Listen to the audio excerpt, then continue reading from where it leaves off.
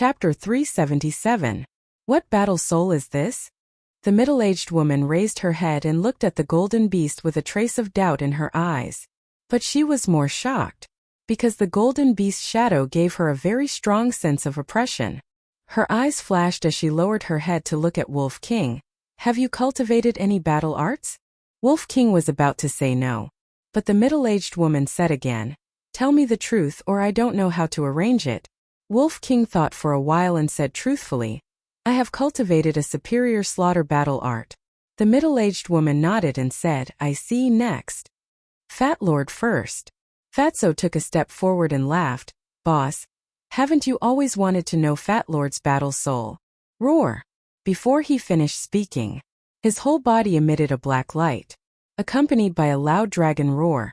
A huge monster appeared out of nowhere. It was a dragon.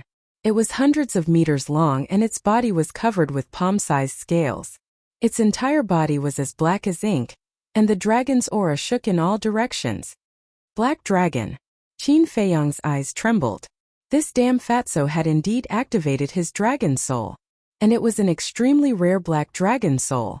He could not help but look at Lu Hong. What battle soul did this little girl activate?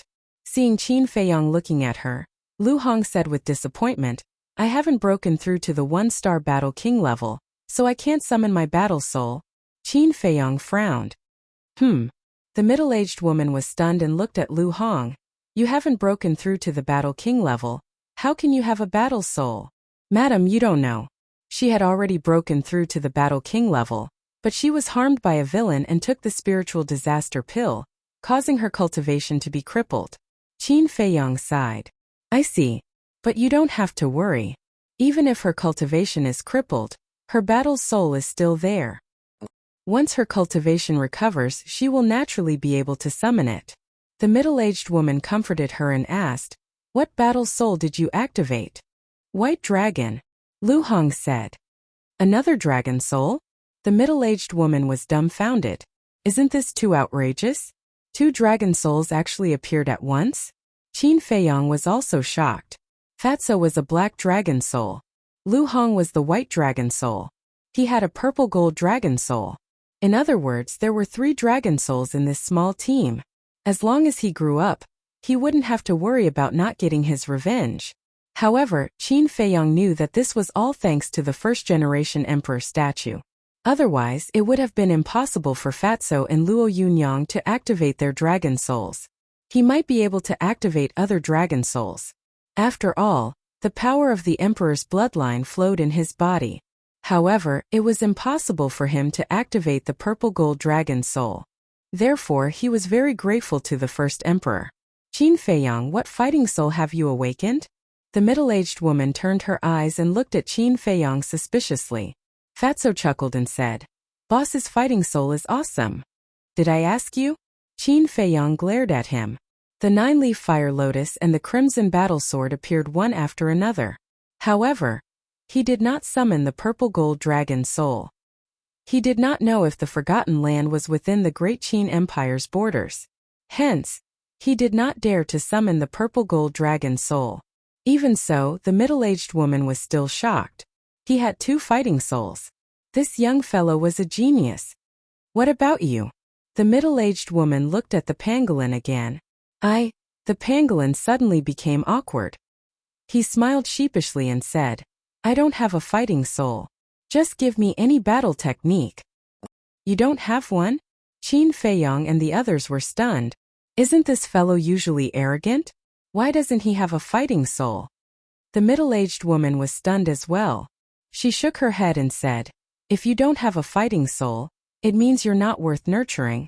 The pangolin was taken aback. He asked suspiciously, and, Are you an idiot? If you're not worth nurturing, I won't give you any battle techniques. Don't you know that? Wolf King looked at the pangolin disdainfully. A hint of schadenfreude could be seen in his eyes. You can't do this. The pangolin panicked and shouted, I have a fighting soul. You do? The others were puzzled. If the pangolin had a fighting soul, why did he say he did not have one? The middle-aged woman said, Hurry up then. Don't waste my time. The pangolin gritted its teeth. A khaki-colored light shot into the sky. Immediately, A fighting soul appeared above its head. The others looked up curiously. They were petrified. That fighting soul was actually a fang. It was more than 10 meters long. It was slender and flat. It was khaki-colored, and its tip was pointed upward. At first glance it looked like the tip of a sword. The pangolin looked at Qin Feiyong and the others and said, "I'm telling you, don't laugh." Haha, it would have been better if it did not say that. However, as soon as it said that, Wolf King could not help but burst out laughing. He had seen many fighting souls. However, this was his first time encountering such a strange fighting soul. No wonder the pangolin was so shy. No matter who it was, they would be too embarrassed to summon it. Qin Feiyong and the other two could not help but laugh as well. The fighting soul was a fang. This was indeed a strange thing. The pangolin was furious and roared. "I said, don't laugh. Shut up, shut up. Oh, don't be like this. It's just a strange fighting soul. We won't look down on you. After all, you're a strange one yourself. A strange couple. What a perfect match." Brother Wolf laughed strangely. "Ruffian Wolf, I'll fight you to the death." The pangolin was so angry that its eyes were red. The fang fighting soul shook in the void and charged toward Wolf King. "I'll give it a try. What's so great about your strange fighting soul?" Wolf King's eyes flashed fiercely. His body instantly grew bigger. After breaking through to an 8-star battle monarch, his body grew another fist. He was more than 8 meters tall, like a giant. Boom! It swung its claws and slammed into the sharp fangs. The fang fighting soul was instantly sent flying. Seeing this, Qin Feiyong and the middle-aged woman's pupils constricted. They were obviously shocked. However, they were not shocked by Wolf King's strength. Instead, they were shocked by the hardness of the fang fighting soul. One had to know. Wolf King was an 8-star battle monarch now, and the pangolin was only a 4-star fighting soul. Wolf King's full force attack was enough to shatter the pangolin's fighting soul with a single claw. But at this moment the fang fighting soul was actually intact. How is this possible? Suddenly the Wolf King cried out in alarm. Everyone looked toward him and saw that the skin on his claw was lacerated and fresh blood was flowing. What? The fang fighting soul actually broke through Wolf King's defense? At this moment no one could laugh anymore. Although it looked a little ridiculous, its power was too powerful. Why did you hide such a powerful fighting soul? Because you're afraid of being laughed at? Qin Feiyong frowned. The pangolin smiled embarrassedly. Alright, I'm convinced. Qin Feiyong was somewhat helpless. Wolf King suddenly jumped up and said angrily, "I'm not convinced. Little follower, fight me if you have the guts." No. The pangolin shook his head decisively and snorted coldly. "A gentleman has his reasons. I won't accept this kind of meaningless battle." "A gentleman again?" Qin Feiyong's face twitched, and he shouted, "Enough, all of you, calm down." They were really funny. He turned to face the middle-aged woman and said, "Madam, when are you going to give us the battle art?" At the mention of the battle art, Wolf King and the pangolin's eyes lit up and they looked at the middle-aged woman expectantly. The middle-aged woman glanced at them, lowered her head and pondered for a moment. Suddenly, she waved her hand and 6 jade slips appeared out of thin air. So straightforward? Qin Feiyong and the others looked at each other.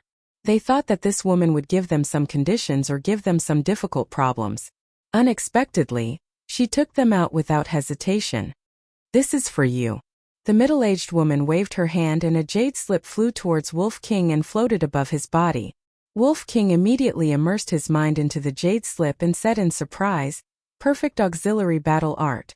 Next, the middle-aged woman waved her hand again and 2 jade slips flew towards Fatso and Lu Hong respectively. Perfect massacre battle art. The two of them were also wild with joy. "Quick, quick, give it to me." The pangolin looked at Fatso and Wolf King, then looked at the middle-aged woman and urged impatiently. Whoosh! A jade slip flew in front of it. Perfect massacre battle art. "I finally have a perfect battle art." The pangolin looked at it and immediately jumped up and down in excitement. At this moment, there were only 2 jade slips left in front of the middle-aged woman. Qin Feiyong looked at the 2 jade slips with longing in his eyes. Of these 2 jade slips, one is an auxiliary battle art, and the other is a sword art. Together with the ultimate steps in your hand, I will give you 3 battle arts. After the middle-aged woman finished speaking, she waved her hand and the 2 jade slips flew towards Qin Feiyang. What? 3 battle arts? Fatso and the others were stunned. Qin Feiyang was also stunned and couldn't come back to his senses for a long time.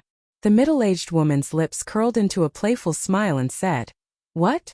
Not satisfied?" Qin Feiyang quivered and nodded. "Satisfied? Very satisfied." As he spoke, he grabbed the 2 jade slips. What a joke, these were perfect battle arts. There wasn't one in the entire spiritual state. If he hadn't met this woman, he probably wouldn't even have been able to find one, let alone 3. Fatso and the others were envious and felt that it was unfair. Why did Qin Feiyang get 3? But they could only get 1? But they didn't dare to voice out their dissatisfaction. If they angered this woman and took all of them back, the loss would outweigh the gain. These jade slips can only be used once. After you have comprehended them thoroughly, they will automatically shatter.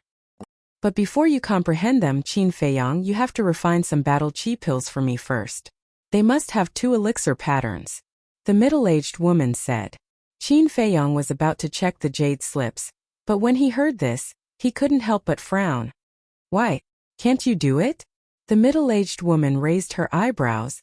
I can definitely do it. But I need a 3rd-grade elixir fire to refine elixirs with 2 elixir patterns. And my current elixir fire is only a 2nd-grade elixir fire. Qin Feiyang said. The middle-aged woman said. Then how did you refine the healing elixir you gave me? To be honest, I used to have a 3rd-grade elixir fire, but I met a strong enemy last time and it was accidentally stolen. Qin Feiyang said helplessly. He couldn't say that he wasn't from the Forgotten Land, right? So he could only make up an excuse. What did you say? There is someone who can take the elixir fire from your hands. The middle-aged woman was surprised. Qin Feiyang smiled awkwardly. Horses also have times when they stumble. Then you hurry up and think of a way. After the middle-aged woman finished speaking, she flew toward the main hall. Suddenly, she stopped in the void again, looked down at Qin Feiyang, and asked, when you looted the warehouse, did you see the old master's iron box in the alchemy room? Qin Feiyang was secretly shocked. The iron box was this woman's? He could never give it to her. Qin Feiyang shook his head and said, I haven't been to his alchemy room, so I didn't see it. Is that so? The middle-aged woman asked, with an inexplicable light flashing in the depths of her eyes. Qin Feiyang nodded and guessed. It may be buried under the ruins, or I'll let the pangolin beast drill into the ground to look for it. No need anyway, it's not something precious, it's fine if it's gone. Chapter 378. As soon as the middle-aged woman left, Fatso and the others burst into laughter. They thought that the middle-aged woman would become their mortal enemy. However, they didn't expect that she would give them perfect battle arts. This time it was really a blessing in disguise. They were really lucky. Wolf King leaned over to Qin Feiyang and said sneakily, Little Qin Zi, let's just run away now. No hurry. That woman shouldn't be harmful to us now. Let's wait until we get the alchemy fire of the 3 tribes. Qin Feiyang said, his eyes shining. Wolf King urged, then let's hurry up. I can't be at ease if we stay here. You guys go to the castle to comprehend the battle arts first. I'll go talk to the 3 leaders. Qin Feiyang waved his hand and sent Fatso and the others to the castle. Then he walked towards the gate of the main hall. At the same time, his mind sank into the 2 jade slips. 2 pieces of information suddenly flowed into his mind. The sword art was called the Guiyuan sword technique. It could condense 99 sword chi. The power of each sword chi was comparable to a perfect battle art. But it consumed a lot of battle chi. According to Qin Feiyang's estimation, the red sword chi in his chi si could only condense 9 sword chi at most. The auxiliary skill was called Phantom Steps. It was also a perfect battle art. Every step would leave an illusion, which could confuse the opponent's eyes. In actual combat it could play a key role. After a while, Qin Feiyang withdrew his mind and put away the 3 jade slips. Phantom Steps. Void Returning Technique. Guiyuan Sword Technique. He didn't expect to get 3 perfect battle arts on this trip. It was really like the old saying, the world was unpredictable. Originally, he still hated that ugly old woman. But now, he also had a trace of gratitude in his heart. If it weren't for the ugly old woman who forced him to come to the Forgotten Land, how could he have encountered such an opportunity? Soon, Qin Feiyong came to the front gate of the main hall. The three leaders were standing respectfully outside the gate. When the guards looked at them, their eyes were full of gloating. Cough! Qin Feiyong glanced at them and coughed dryly. Immediately, everyone raised their heads and looked at him with cold eyes. Qin Feiyong smiled faintly and said, "Now that we're on the same side, there's no need to be so hostile. Who's on your side?" The three leaders and the group of guards glared at each other. Qin Feiyong shook his head and directly ignored him. He walked up to the three leaders and said with a smile, "I would like to ask for your help." Old Man Snakeskin said sternly, "If you have something to say, then say it." Qin Feiyong said, "Go back immediately and get all of your alchemy fires." How preposterous! How dare they have designs on our alchemy fire? Don't go too far. You want the alchemy fire? No way! The three of them angrily shouted. They were so angry that smoke was coming out of their heads. "Madam and I are partners, but you are Madam's slaves. Aren't you afraid that Madam will be angry if you talk to me like this?" Qin Feiyong joked. The old woman said, "Madam is reasonable. She will definitely not help you run amok." "I'm not running amok. I want your alchemy fire to help Madam refine pills.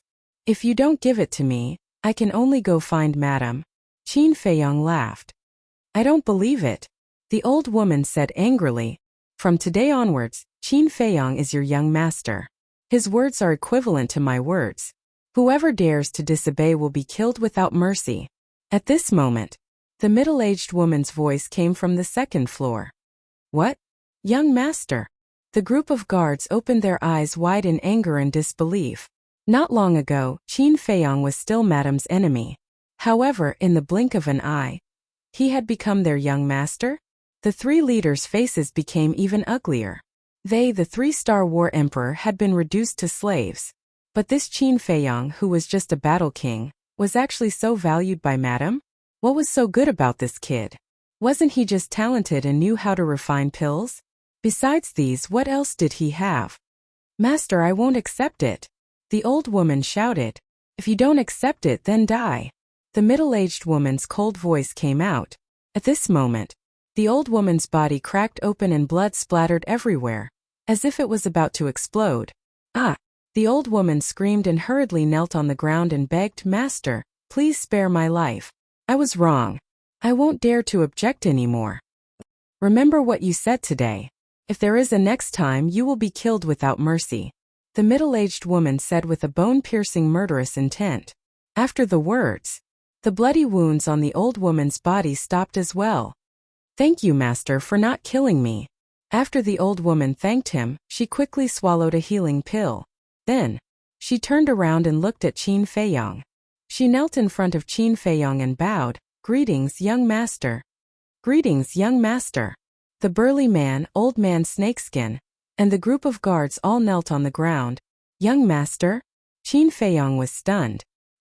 He was still not used to this identity that had suddenly appeared. Cough cough. "Get up. Let bygones be bygones. Let bygones be bygones.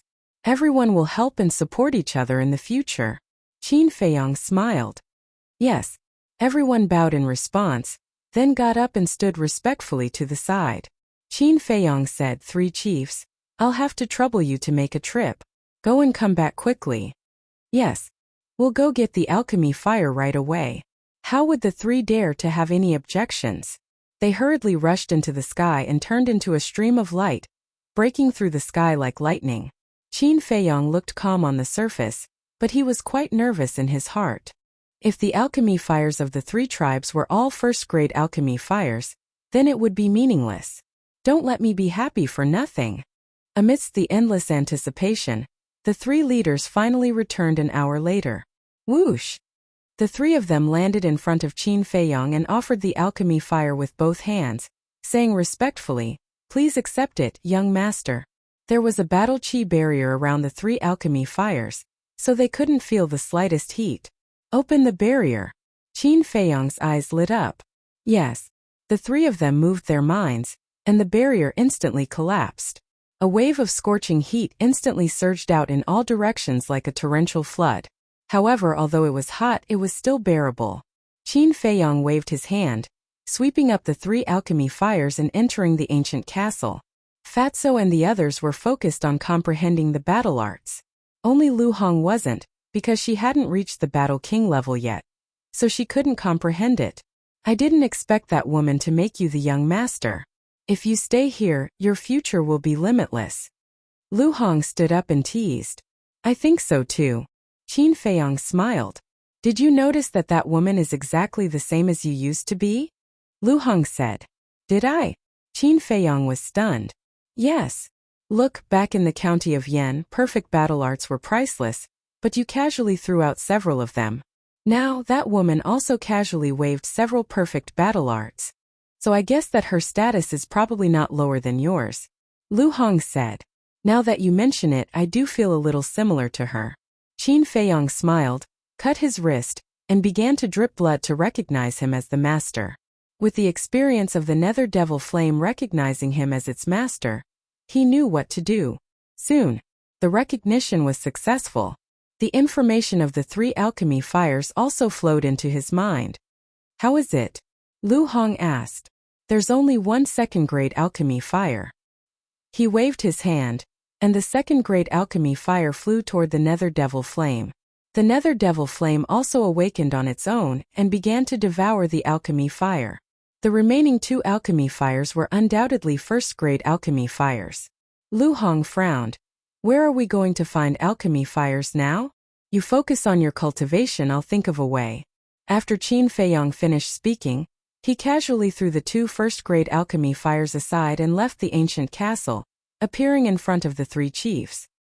He looked at the 3 chiefs and asked, Is there any tribe nearby that has alchemy fires? No. The 3 chiefs thought for a while and shook their heads. Seems that I have to leave. Qin Feiyong muttered secretly, his eyes flashing, and said, Where does Meng Yiping live? Young master, I'll take you there. A guard took the initiative to come up and said with a flattering face, Okay, lead the way. Qin Feiyong smiled. After a dozen breaths, the guard led Qin Feiyong to a loft. There were also 4 guards on both sides of the door of the loft. The guard who led the way shouted arrogantly, Madam has already ordered that Qin Feiyong will be our young master from now on. Hurry up and salute. Greetings, young master. The 4 hurriedly knelt down and kowtowed. In fact, even without the guard saying it, they already knew, because they all heard the middle-aged woman's order. Qin Feiyong looked at the guard and said, You can go back, I'll go in by myself. Yes, I'll take my leave. The guard ran away eagerly. What a bunch of snobs. Qin Feiyong's eyes were filled with disdain. He turned around and strode into the loft, entering the reception hall. The reception hall was empty, but soon, accompanied by a series of footsteps, Meng Yiping came down from the 2nd floor. What are you doing here? Don't think that you can order me around just because you're the young master now. Let me tell you, I'm still in charge of the Meng family. Meng Yiping frowned and said in a deep voice, Can you make the decision? Madam has already said that you 2 are not husband and wife, so don't pretend in front of me. Qin Feiyong laughed disdainfully. What? You even said that? Meng Yiping was shocked and hurriedly bowed. Greetings, young master. That's more like it. Qin Feiyong laughed coldly and asked, Do you know the coordinates of the Ziyang tribe in Sky Thunder City? This subordinate knows. Meng Yiping nodded. Tell me. Qin Feiyong said. Meng Yiping frowned and asked, May I ask, young master, did you get madam's permission? What do you think? Qin Feiyong sneered. Meng Yiping's eyes trembled as he hurriedly told him the coordinates of the Sky Thunder City and the Ziyang tribe. The heavens do not disappoint those who work hard. I finally got the coordinates. Let's leave quickly. Qin Feiyong muttered and took out a teleportation gate without hesitation and quickly opened it. Then, under Meng Yiping's respectful gaze, he strode in. When the teleportation gate dissipated, Meng Yiping's face immediately twisted. Originally, he wanted to take revenge for his father, but he didn't expect Qin Feiyong to actually become the young master. Father, your son is unfilial. I can't take revenge for you. He lowered his head and clenched his eyes tightly. His eyes were filled with pain. That's not right. Suddenly, Meng Yiping suddenly raised his head, his eyes shining. Qin Feiyong had just become the young master. Why was he in a hurry to go to the Sky Thunder City and the Ziyang tribe? There was a problem. Chapter 379. As soon as he arrived at the entrance of the main hall, the Meng family lord looked at the three leaders and asked, "Did Qin Feiyong obtain Madam's permission to go to Sky Thunder City and Ziyang tribe?" What did you say? He went to Sky Thunder Pool and Ziyang tribe? The three leaders were surprised. You don't know? The Meng family lord frowned. We don't know. When he was talking to Madam, we weren't there. We don't know if Madam agreed. The three leaders shook their heads. Go and ask. A cold light flashed in the Meng family lord's eyes. The four of them ran up to the second floor, stood at the door of the lounge and gently knocked on the door. Come in. The middle-aged woman's voice sounded. The four of them pushed the door open and walked to the tea table. They cupped their hands and said, "Greetings, madam." The middle-aged woman said, "I heard everything you said downstairs. He went to Sky Thunder City and Ziyang tribe without my permission." The four of them looked at each other, and a cold light flashed in their eyes. "Madam, he's too ignorant. Let us kill him." "That's right. We can't let such a person live." The four of them cupped their hands and said. The middle-aged woman waved her hand and said, "It doesn't matter. Let him go."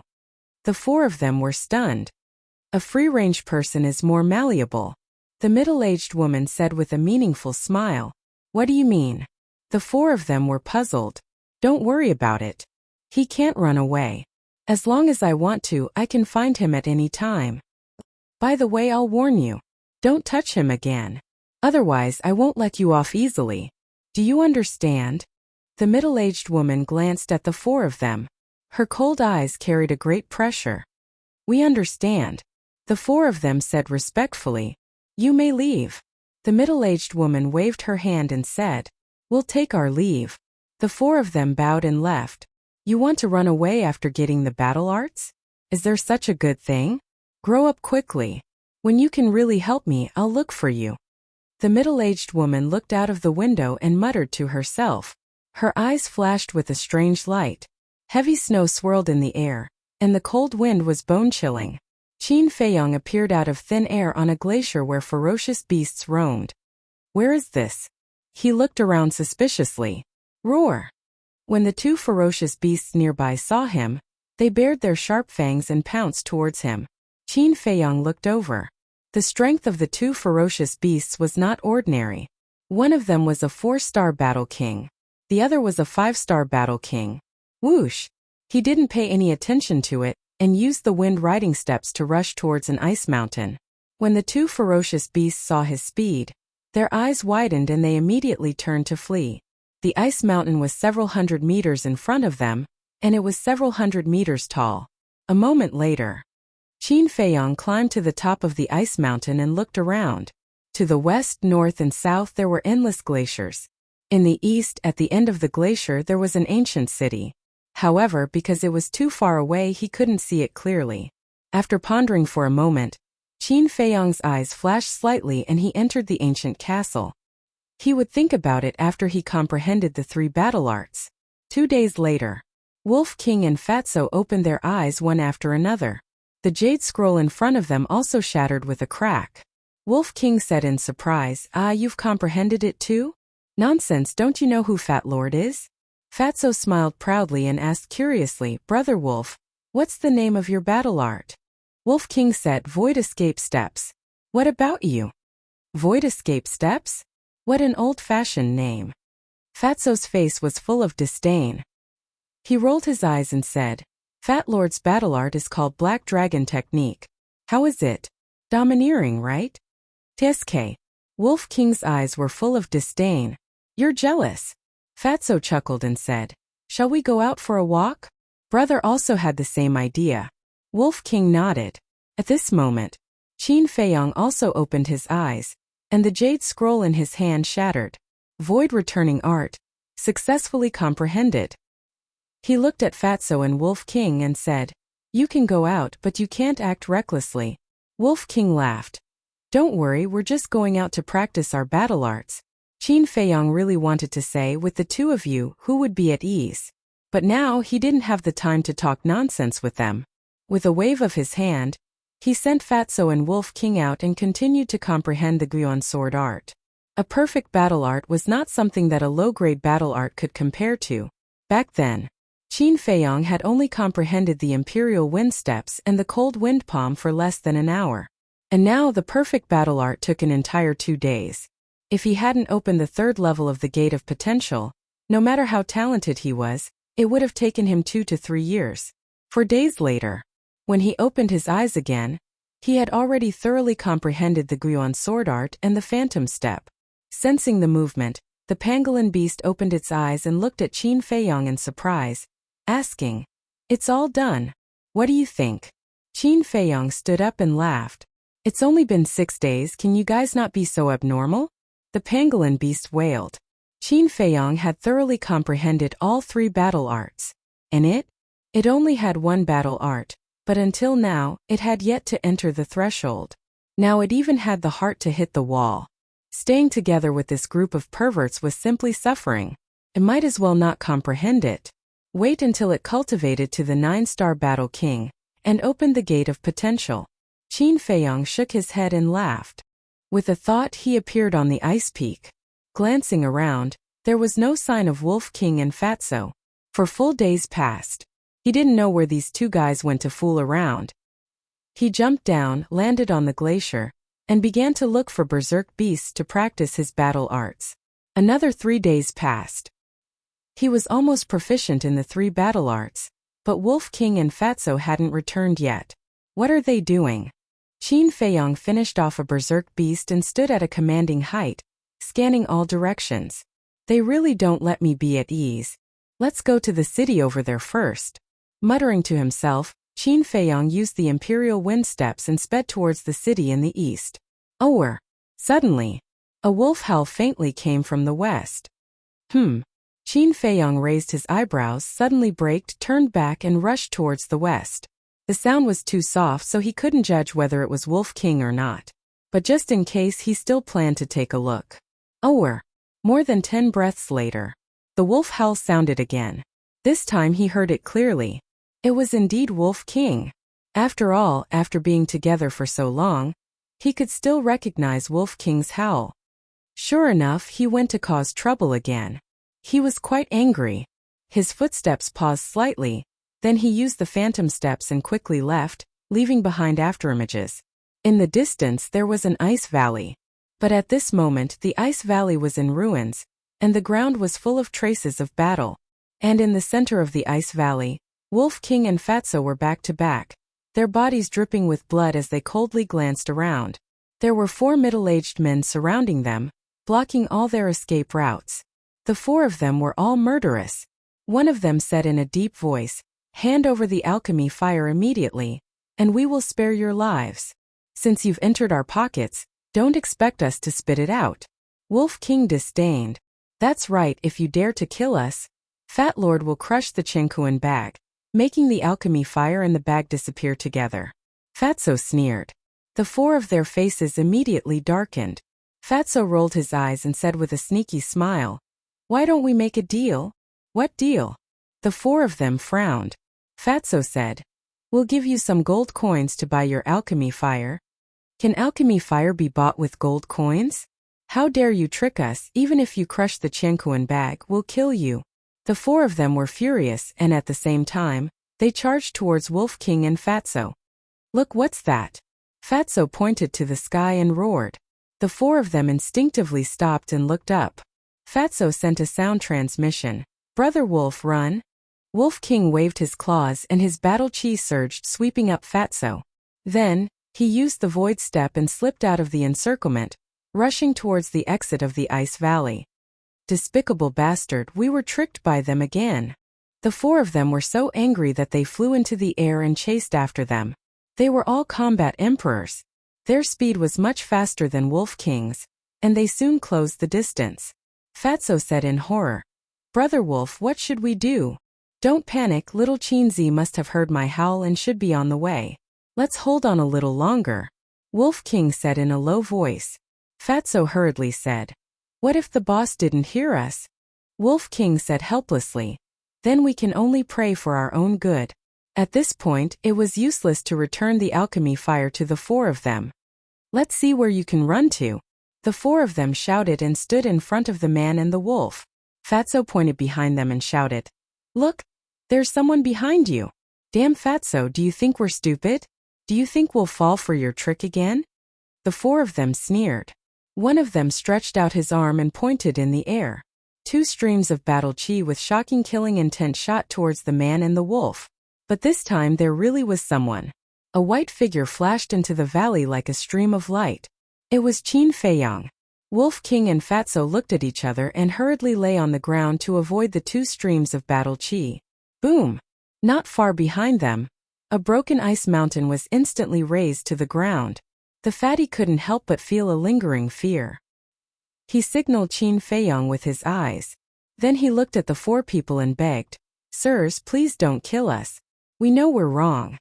One of them sneered, "It's too late to beg for mercy now." At the same time, Qin Feiyang took out the Chong Shui and silently approached one of them. However, before he got close, he was discovered by one of them. That person shouted, "Who are you? Are you their accomplice?" There really is someone. The other three people were shocked and turned to look at Qin Feiyang. Seeing Qin Feiyang holding a dagger in his hand, their eyes flashed with shocking killing intent. Oh no! Fatso and Wolf King were anxious. It was not easy for them to come all the way from Iron Ox Town to this day. They could not fall here. Qin Feiyang was also burning with anxiety at this moment. He wanted to kill one of them without anyone noticing, tear open a gap, and rescue Wolf King and Fatso by surprise. Unexpectedly, he was discovered. Suddenly, an idea flashed in his mind. "Seniors, you've misunderstood. I'm not their accomplice. On the contrary, they're all my enemies. I've been looking for them for a long time. Please step aside. I want to kill them with my own hands." Chapter 380. The four of them looked at each other with a trace of doubt in their eyes. But at this moment, Wolf King rolled his eyes and stared at Qin Feiyang. He laughed and said, "I remember you. You're the young man who was thrown into the cesspit by us 2 years ago." Thrown into the cesspit? Fatso looked at Wolf King suspiciously, but in an instant he suddenly realized. He also looked at Qin Feiyang and said with a smile, "Fat Lord also remembers. How is it? How does the cesspit taste?"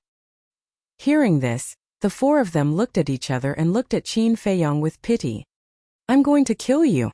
Qin Feiyang's hair stood on end as his eyes turned blood red. Seeing this, the four of them looked at each other and retreated to the side with a playful smile. There was a good show to watch now. Idiot! Fatso and Wolf King couldn't help but laugh in their hearts. Whoosh! Qin Feiyang rushed in front of the four of them. When he approached the man and the wolf, he directly took them to the castle. The four of them who were ready to watch the show were stunned. What was going on? Not good. They're together. Damn it, we've been fooled again. Damned little bastard, get the hell out here. The four of them were burning with anger. They were teased again and again. It was unforgivable. In the castle. Missing for a few days in a row and being chased by 4 war souls. You're really capable. Say it. What shameful things have you done these days? Qin Feiyang glanced at Fatso and Wolf King with a gloomy look. You've wronged us. That's right. We've been helping you find the alchemy fire these days. We've been so busy. The man and the wolf both looked very wronged. Alchemy fire? Qin Feiyang stared blankly and asked, "Where is the alchemy fire?" Fatso said, "We'll only give it to you if you promise not to scold us."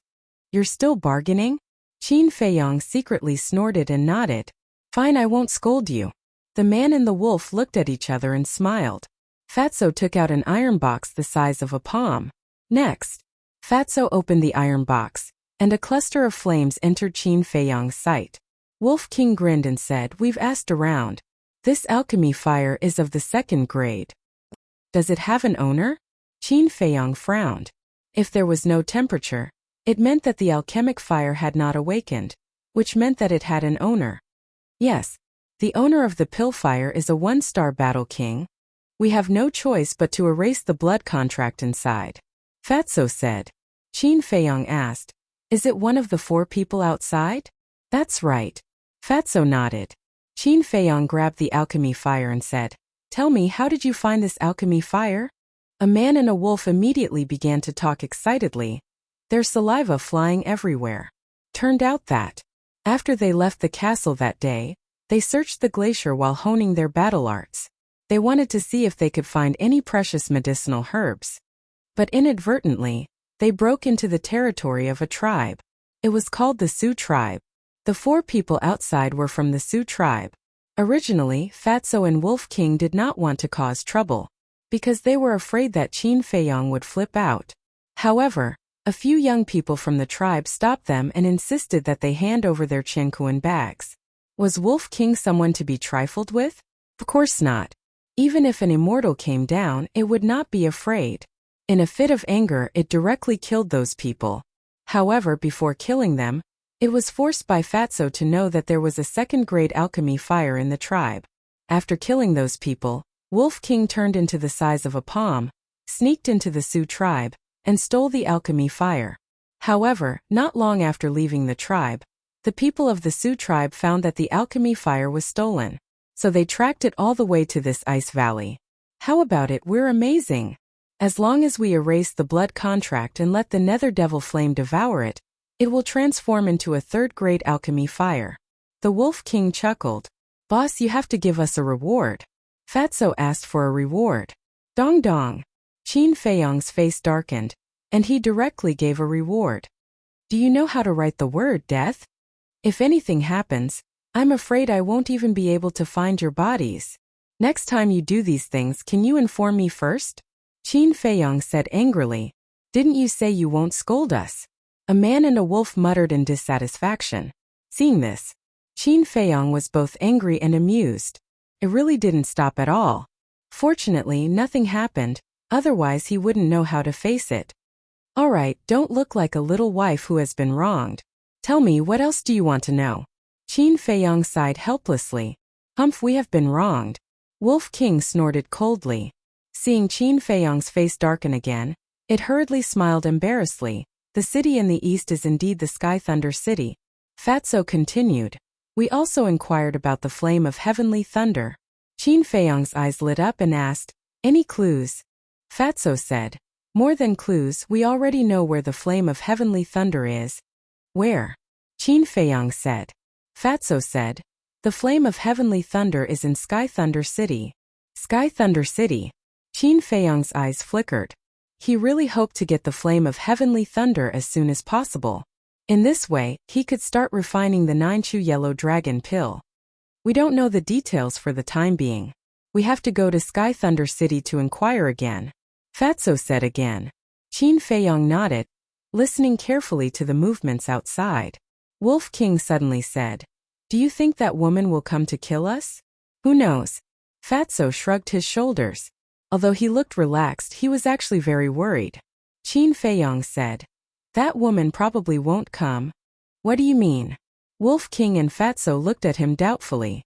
She is lurking in White Fox City, obviously hiding from something. She won't leave unless she has no other choice. However, it's hard to say if she will send the 3 leaders and Meng Yipping to find us. In short, just in case we have to change our appearance. Qin Feiyong said. Damn it, where did they go? I've lost contact with Dan Hua. They've probably escaped. Escape? Impossible unless they can teleport. Then tell me, where are they? The 4 middle-aged men stood in the air above the ice valley, searching every corner, but couldn't see Qin Feiyong and the others. They couldn't help but quarrel. Okay, stop quarreling. Let's go to Sky Thunder City to inquire. I don't believe that they will disappear into thin air. One of them shouted, a cold light flashing in his eyes. Finished. He stretched out his index finger and pointed in the air. A bright battle chi blasted into the ice valley below. Boom! Accompanied by an earth-shattering noise, the ice valley was instantly razed to the ground. The 4 of them scanned the bottom again, confirming it again and again before leaving. White-eyed wolf, focus on cultivation. Qin Feiyong reminded and left the castle with Fatso. Amongst the few of them, Qin Feiyang's cultivation speed was the fastest. However, he had to copy the battle character, so his speed was slowed down. Then now Wolf King was the fastest. So he hoped that Wolf King could break through to the War Emperor realm as soon as possible. With the War Emperor overseeing things, he could be bolder in the future. After changing his appearance slightly, Qin Feiyang and Fatso sped towards Sky Thunder City. However, Fatso looked like he wanted to say something along the way. A few hundred breaths passed. The two of them walked out of the glacier and Sky Thunder City entered their line of sight. The scale of Sky Thunder City was not very big, about the same as Yen City.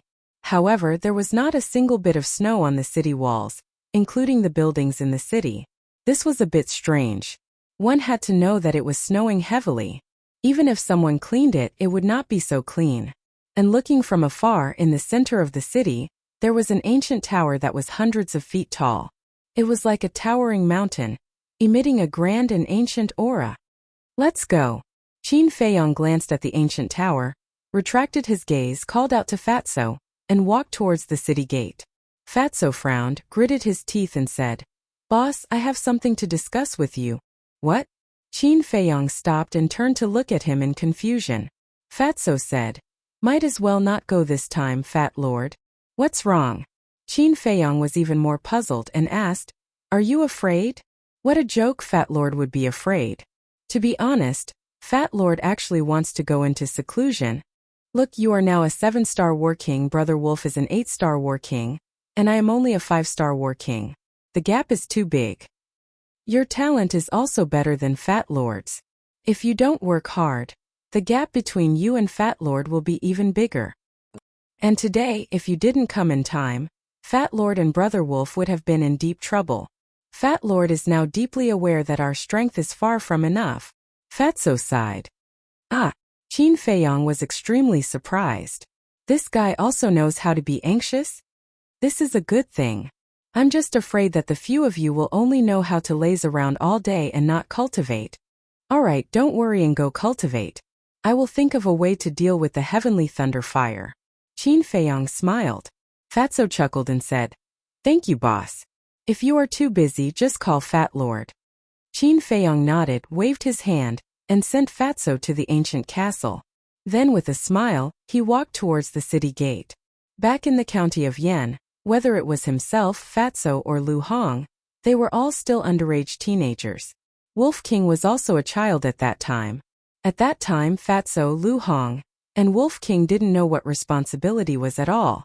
But as the days passed, they had all become adults, sensible and responsible. In the future, their names were destined to become legends in the great Qin Empire. "Brother, how are you?"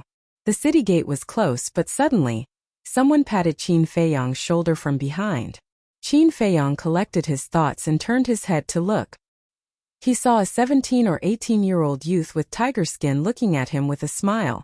He looked very bright and gave people a sense of familiarity. Beside the youth with tiger skin, there was a young woman wearing mink skin. Her skin was whiter than snow, her hair was black and beautiful, and her bright eyes were as clear as a mirror. Her entire body was filled with an ethereal aura. Chapter 381. Qin Feiyang looked at the two in confusion and asked, "Is there anything I can help you with?" The young man in leopard skin smiled and said, "I'm Mu Qing, and this is my sister Mu Shuer. May I know your name?" "Su Ping." Qin Feiyang made up a name. "Su Ping." Mu Qing sized up Qin Feiyang and smiled. "May I ask which tribe you're from, Brother Su?" Qin Feiyang smiled faintly. "I'm just a rogue cultivator." "Rogue cultivator?" Mu Qing was stunned and smiled. "Brother Su, it's fate that we meet. Why don't we go and have a few drinks?" Qin Feiyang was stunned. "What's wrong with this person?"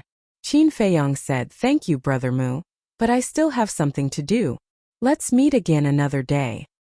"I see." Mu Qing's face showed a trace of disappointment, but he nodded and smiled. "Okay, then we'll have a drink the next time we meet. Goodbye." "Goodbye." Qin Feiyang cupped his hands and said. Mu Qing looked at the girl beside him and smiled. "Sister, let's go." Mu Shuer nodded, and the brother and sister quickly walked into Sky Thunder City. "Strange?" Qin Feiyang frowned. Who would invite someone to drink on their first meeting? What was this person's purpose? With a trace of doubt, Qin Feiyong walked towards the city gate. There were 2 guards on both sides of the city gate, but they didn't check Qin Feiyong. Whoosh! However, just as Qin Feiyong was about to enter the city, 5 figures rushed over. The 4 people from the Su tribe were among them. The other person was also a guard. However, his aura was much stronger than the 2 guards guarding the city. Qin Feiyong's eyes flashed slightly, and he retreated to the side. The 5 people swept past him and stopped at the city gate. The 2 city guards bowed and said, "Greetings, Commander." The guard commander nodded. He took out a piece of paper from his chinkuan bag and stuck it on the city wall. Qin Feiyong took a few steps back and looked over curiously. His expression suddenly stiffened. This was a wanted poster. There were 3 heads carved on it. They were none other than himself, Wolf King, and Fatso. Below the portrait of the human head, there were a few lines of bold and powerful words. The general content was as follows. These 2 people and a wolf had stolen the Su tribe's alchemy fire. They deserved death for their crimes. Anyone who makes a report will be rewarded with 1 million gold coins. After that, the commander looked at the 2 guards and said, "Capture them if you see them." "Yes." The 2 of them bowed and replied. The guard commander looked at the 4 people and smiled. "You all can go back first. If there's any news, this commander will inform you immediately." "Then I'll have to trouble you, Commander." The 4 of them cupped their fists and soared into the sky. The guard commander also followed them into the city, and soon disappeared from Qin Feiyong's sight. Wanted poster. Qin Feiyong withdrew his gaze, looked at the wanted poster, and followed them into the city. Fortunately, he had changed his appearance in advance. Otherwise, he would definitely attract a lot of trouble now. Somewhere on the street ahead, Mu Qing and his sister walked side by side. "Brother, haven't you always been arrogant? Why did you take the initiative to greet Su Ping just now?" Mu Shuer was puzzled. Mu Qing smiled and said, "Sister, don't you know your brother?" "Your brother, I never do meaningless things." "Why do you say that?" Mu Shuer was surprised. Mu Qing smiled and said, "Su Ping actually changed his appearance. Maybe Su Ping is not his real name." "So what?" Mu Shuer was puzzled. There were many people who changed their appearances. What was the problem? If it was just a change of appearance, I definitely wouldn't be interested in him. But I found out that he is a 7 stars battle king. And his real age is at most 18 years old. A glint flashed across Mu Qing's eyes. 7 stars battle king? How is this possible? Mu Shuer was shocked. An 18-year-old 7 stars battle king? Was this a joke? Your brother has the all-seeing eye.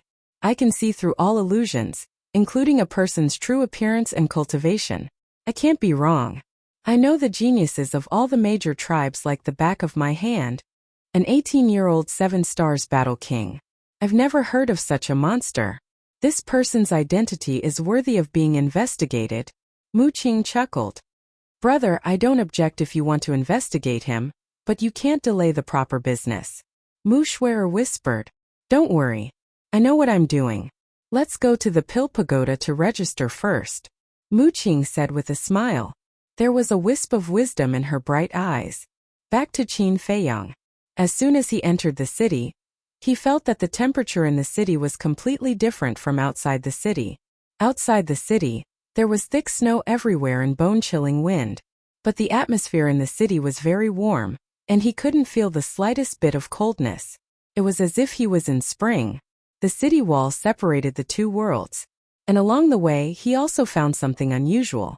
There were many young people on the streets. There were young boys and girls around 13 or 14 years old and young men and women in their teens. They were in groups of 2 or 3 playing and fooling around on the streets. If that was the case, Qin Feiyong certainly wouldn't find it strange. But the key was that these people had extraordinary temperaments. At a glance, he could tell that their identities were not simple. Moreover, Qin Feiyong could conclude that they were not from Sky Thunder City, because he noticed that these people felt that everything in Sky Thunder City was very fresh. Unknowingly, the sky darkened. Qin Feiyong stopped in front of the door of a restaurant. The restaurant was called Wanru Restaurant. It was dozens of meters high and had a total of 10 floors. Its appearance was luxurious and grand. Many young people went in and out. Laughter and chatter could be heard coming from the inside. Young master, our Spring Rain restaurant is the best restaurant in Sky Thunder City. We have all kinds of good wine and delicacies. Why don't you come in and have a seat? When a waiter at the door saw Qin Feiyang, he immediately ran out of the restaurant and said with a flattering smile, "The biggest restaurant?" Qin Feiyang's heart skipped a beat. To inquire about information, a restaurant was undoubtedly the best place. The bigger the restaurant, the more luxurious it was, and the faster the efficiency. This was because people with status would usually come to such high-end places. I'm not interested in food, but I want to stay for a while. Is there a quiet room? Qin Feiyang asked with a smile. The waiter hesitated for a moment and said apologetically, "I'm really sorry, our Spring Rain restaurant's rooms are all full." Full? Qin Feiyang was stunned. The Spring Rain restaurant had 10 floors, and who knew how many rooms there were? It was actually full? Was the business here so good? The waiter said with a smile, "Young master, I'm really sorry. It's okay, I'll go take a look at other restaurants." Qin Feiyang smiled and turned to leave. But when he turned around, he saw a man and a woman walking towards him. It was Mu Qing and her sister. But at this moment, both of them had changed their clothes. Mu Qing was wearing a fitted white robe. She was about 1.8 meters tall and looked very energetic. Mu Shuer was slightly shorter, about 1.75 meters. Her snow-white robe fluttered with the breeze. Her black hair was like a waterfall, messily draped over her shoulders. She was like a blooming snow lotus in the midst of ice and snow, pure and untainted by a speck of dust. The brother and sister also noticed him. "When I saw your back just now, I felt that it was you. Really is you. Brother Su, we meet again so soon. Don't you think this is fate?" Mu Qing said with a smile. "It is indeed fate," Qin Feiyang said with a faint smile. As the saying goes, one does not hit a smiling person. Although he did not know the brother and sister's purpose, he could not just turn around and leave since they were so polite. "Brother Su, we agreed to have a few drinks together the next time we meet. Don't tell me you're going to reject my invitation this time?" Mu Qing said with a smile. Qin Feiyang pondered for a moment and nodded. "All right, when I find a place to stay, I'll come and have a few drinks with Brother Mu." Find a place to stay. Mu Qing was slightly taken aback. "Why don't you stay here? Although the Spring Rain restaurant is a little expensive, Brother Su doesn't look like a poor person." Mu Shuer was puzzled. Her voice was like the sound of nature, pleasant to the ear.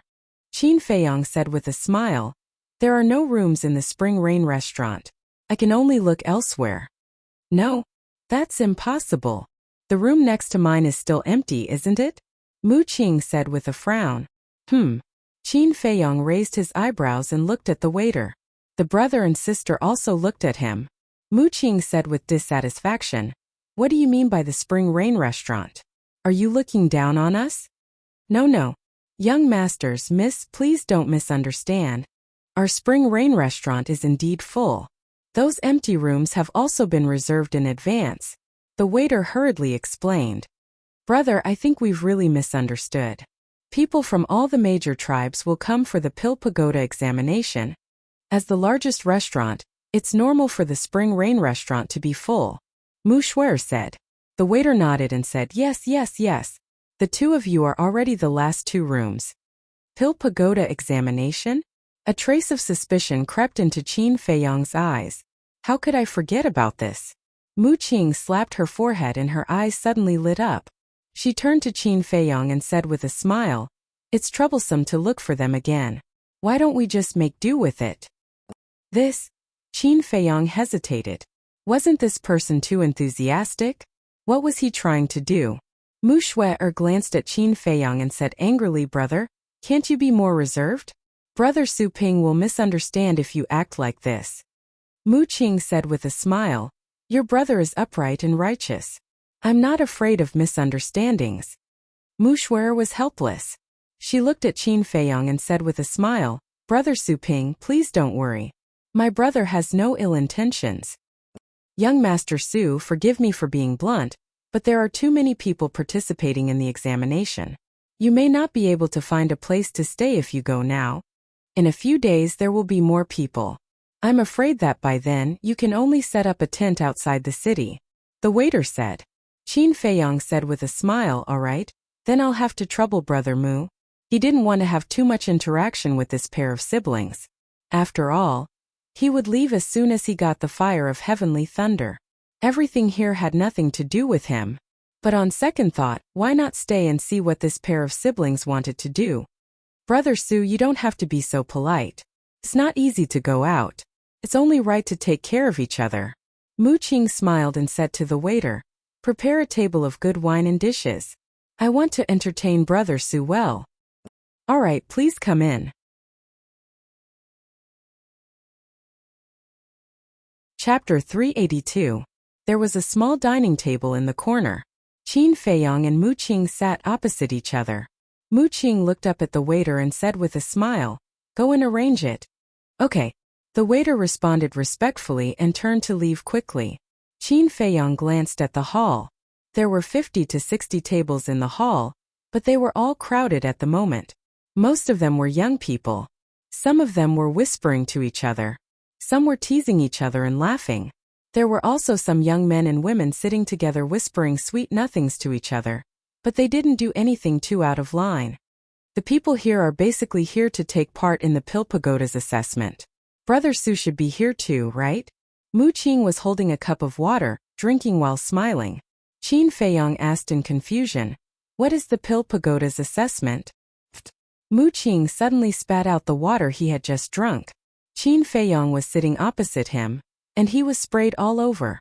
Immediately, Qin Feiyong raised his eyebrows. This guy did it on purpose, didn't he? But he found that Mu Shui was also looking at him with a shocked face. I'm sorry. Mu Qing quivered and came back to his senses.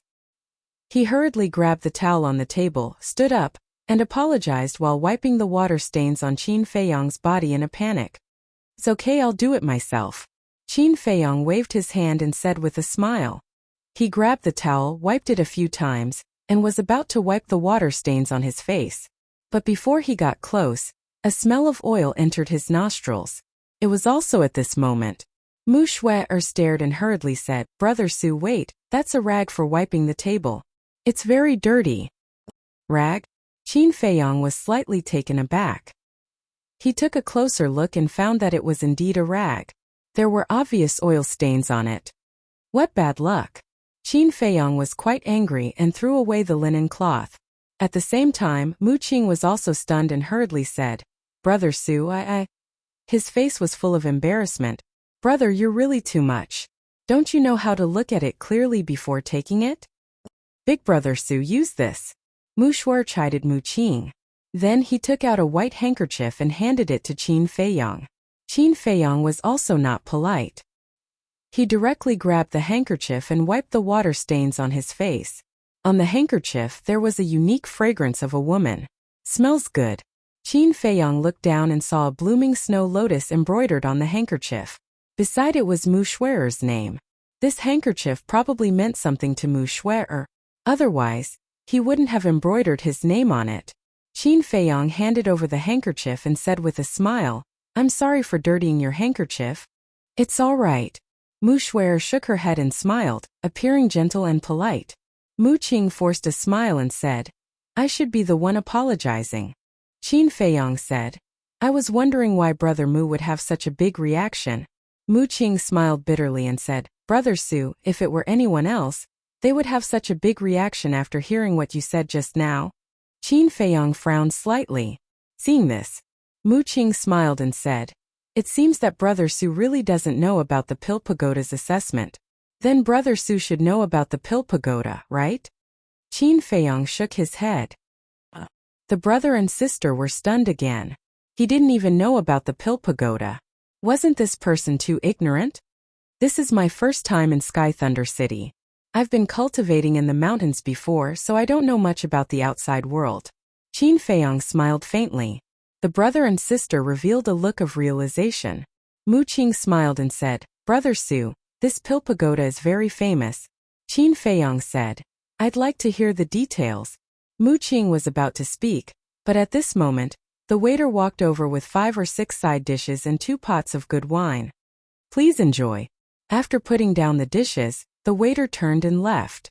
Mu Qing picked up a wine pot and said with a smile, "Brother Su, let's talk while drinking." Soon, Qin Feiyong learned from the brother and sister that the ancient tower located in the center of the city was the Pill Pagoda. The Pill Pagoda was actually a place for alchemy, but in the eyes of the world, the Pill Pagoda was a supreme holy land for alchemy. Even the super tribes would do everything they could to send their disciples into the Pill Pagoda. Qin Feiyong was a little curious and asked, "What's so great about the Pill Pagoda?" Of course it's great, because in the Pill Pagoda, not only are there various pill formulas, there is also a 6th grade pill fire. Mu Qing laughed. 6th grade pill fire. Qin Feiyong's eyes flashed. Could it be the flame of heavenly thunder? He said calmly, "I wonder if Brother Mu knows the name of that pill fire? This is not a secret. The people of the nearby tribes basically know about it. That pill fire is called the flame of heavenly thunder. You should have noticed that the temperature inside the city is completely different from outside the city. Actually, this is the credit of the flame of heavenly thunder." Mu Qing smiled. "I finally found you, flame of heavenly thunder." Qin Feiyong muttered secretly and asked with a smile, "You siblings are also here to participate in the Pill Pagoda's assessment?" Mu Qing nodded. Qin Feiyong smiled and said, "So, you are all alchemists. Sorry for the disrespect. Brother Su is too polite. We only know a little about it. For the assessment we have no confidence at all." "Brother Su, I wonder if you are an alchemist?" Mu Shuer smiled. Qin Feiyong said, "Like you, I know a little about it." The brother and sister looked at each other, both quite surprised. An 18-year-old 7-star battle monarch was already very frightening. They didn't expect him to know alchemy. How many secrets did this person have that no one knew? Mu Qing's eyes flashed and said with a smile, "Since Brother Su is also an alchemist, why don't we participate in the Pill Pagoda's assessment together so that we can take care of each other?" Qin Feiyong pondered for a moment and nodded. Of course I have to try such a good opportunity. He didn't dare to inquire about anything else, because he realized that the brother and sister were not simple. If they noticed something, it would be bad. When it was almost midnight, the brother and sister went upstairs to rest. Qin Feiyong sat alone at the dining table with his head lowered and didn't say anything. Although he didn't ask Mu Qing and Mu Qing anything else, the discussions of others allowed him to learn a lot of information. The first was the situation in Sky Thunder City. Sky Thunder City was the same as White Fox City. It didn't belong to any tribe and was an independent existence. But no one dared to behave atrociously here. Even those super tribes didn't dare to be presumptuous in Sky Thunder City. The reason was that the Pill Pagoda's pagoda master was a super expert. But this person's name, appearance, and true cultivation level, not many people knew. Similarly, this person also possessed the flame of heavenly thunder. In other words, if you want to obtain the flame of heavenly thunder, you must first find out the details of this person. The second was the situation of the various super tribes. In this area there were a total of 3 super tribes. They were the Purple Sun tribe, the Black Tortoise tribe, and the Bright King tribe. The leaders of the 3 tribes were all 9-star battle emperors. And this time, people from the 3 tribes would also come for the Pill Pagoda's assessment. Of course, these things had nothing to do with him. But there was one thing that he was very concerned about. The large and small tribes in the vicinity basically all had alchemy fires. The 3 super tribes each had a 3rd-grade alchemy fire. This made him feel very inconceivable. He couldn't help but start to doubt again. Could it be that alchemy fires in the Forgotten Land had really spread all over the streets? But this was a good opportunity. Qin Feiyong's eyes flashed. He got up and was about to turn around and leave. Suddenly, he noticed that Mu Shuer's handkerchief was left on the table. Qin Feiyong hesitated for a moment, grabbed the handkerchief, and directly put it into his arms. "I'll give it to her after dawn." Then he strode out of the restaurant. The streets in the middle of the night were silent. He looked around and walked towards the city gate. At the same time, there was a half-closed window on the 5th floor. Mu Qing and his sister stood behind the window, looking at Qin Feiyong's back, their eyes flashing with an inexplicable light. "Brother, this person is a bit mysterious. We'd better not have too much contact with him, so as not to ruin things," Mu Shuer whispered. Mu Qing smiled and said, "Don't worry, I know what to do. Go and rest." Mu Shui nodded and turned to leave the room. Su Ping, interesting. Mu Qing muttered to himself, the corner of his mouth slightly raised, pursing a touch of playfulness. A moment later, Qin Feiyang came to the city gate. "Little brother, why are you going out of the city so late?" The two city guards looked at him suspiciously. "The Pill Pagoda's assessment is imminent. I'm a little nervous and can't sleep, so I'm going to the deep mountains to find fierce beasts to practice and ease my mood." Qin Feiyang smiled. "So that's the case. Don't be nervous. Although the Pill Pagoda's entrance assessment is very strict, as long as you have the ability, it's not difficult to enter. The mountains near Sky Thunder City are very dangerous. You'd better not go." The two said. "Thank you for your reminder. But I won't go deep. I'll just stroll around the edge. By the way, I wonder if the two brothers know the location of the 3 super tribes?" One of them was puzzled and said, "I know, why are you asking this?" Qin Feiyang smiled and said, "I have long heard of the great names of the 3 super tribes. I want to pay them a visit after the test is over." "Visit?" The two looked at each other and couldn't help but shake their heads and laugh.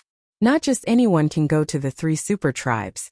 If you're not afraid of being rejected, we'll tell you the coordinates. The two smiled and said, "Thank you, two brothers." Qin Feiyang cupped his hands and thanked them. After getting the coordinates, Qin Feiyang chatted with the two for a while, and then walked towards the mountains ahead. In the process of chatting, he learned from the two that the 3 super tribes were located in different directions, and they were very far from Sky Thunder City. Even a warlord would need at least half a year to rush there. The attitude of the two guards was also beyond his expectations. He had been to quite a number of cities. Basically, the city guards of every city were arrogant, conceited, and unreasonable. And these two were very kind. Chapter 383. After entering the mountains, Qin Feiyang opened a portal. In the next moment, he landed in front of a frozen lake. The night was as dark as ink. He could not even see his own fingers. On the other side of the frozen lake, there was a very bright fire. It was a super large tribe. It was almost as big as Sky Thunder City. But the difference was that the tribe was built with wooden buildings. There were no walls around it, only fences that were 10 feet tall. Through the fire, he could see clearly that there were 2 middle-aged men guarding the gate of the tribe. The aura they exuded was very strong. They were 9-star battle kings. Above the gate, there were 3 bold words. Mingwang tribe.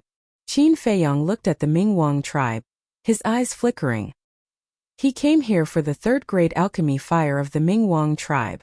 Now that he had the 2nd-grade alchemy fire of the Su tribe, the nether demonic flame could be upgraded to the 3rd grade once the blood contract was erased. If he could get the 3rd-grade alchemy fire of the 3 super tribes, the nether demonic flame could be upgraded to the 4th-grade alchemy fire. When he was in Black Bear City, he used the alchemy fire of the martial arts hall to refine elixirs. Although it was very vague.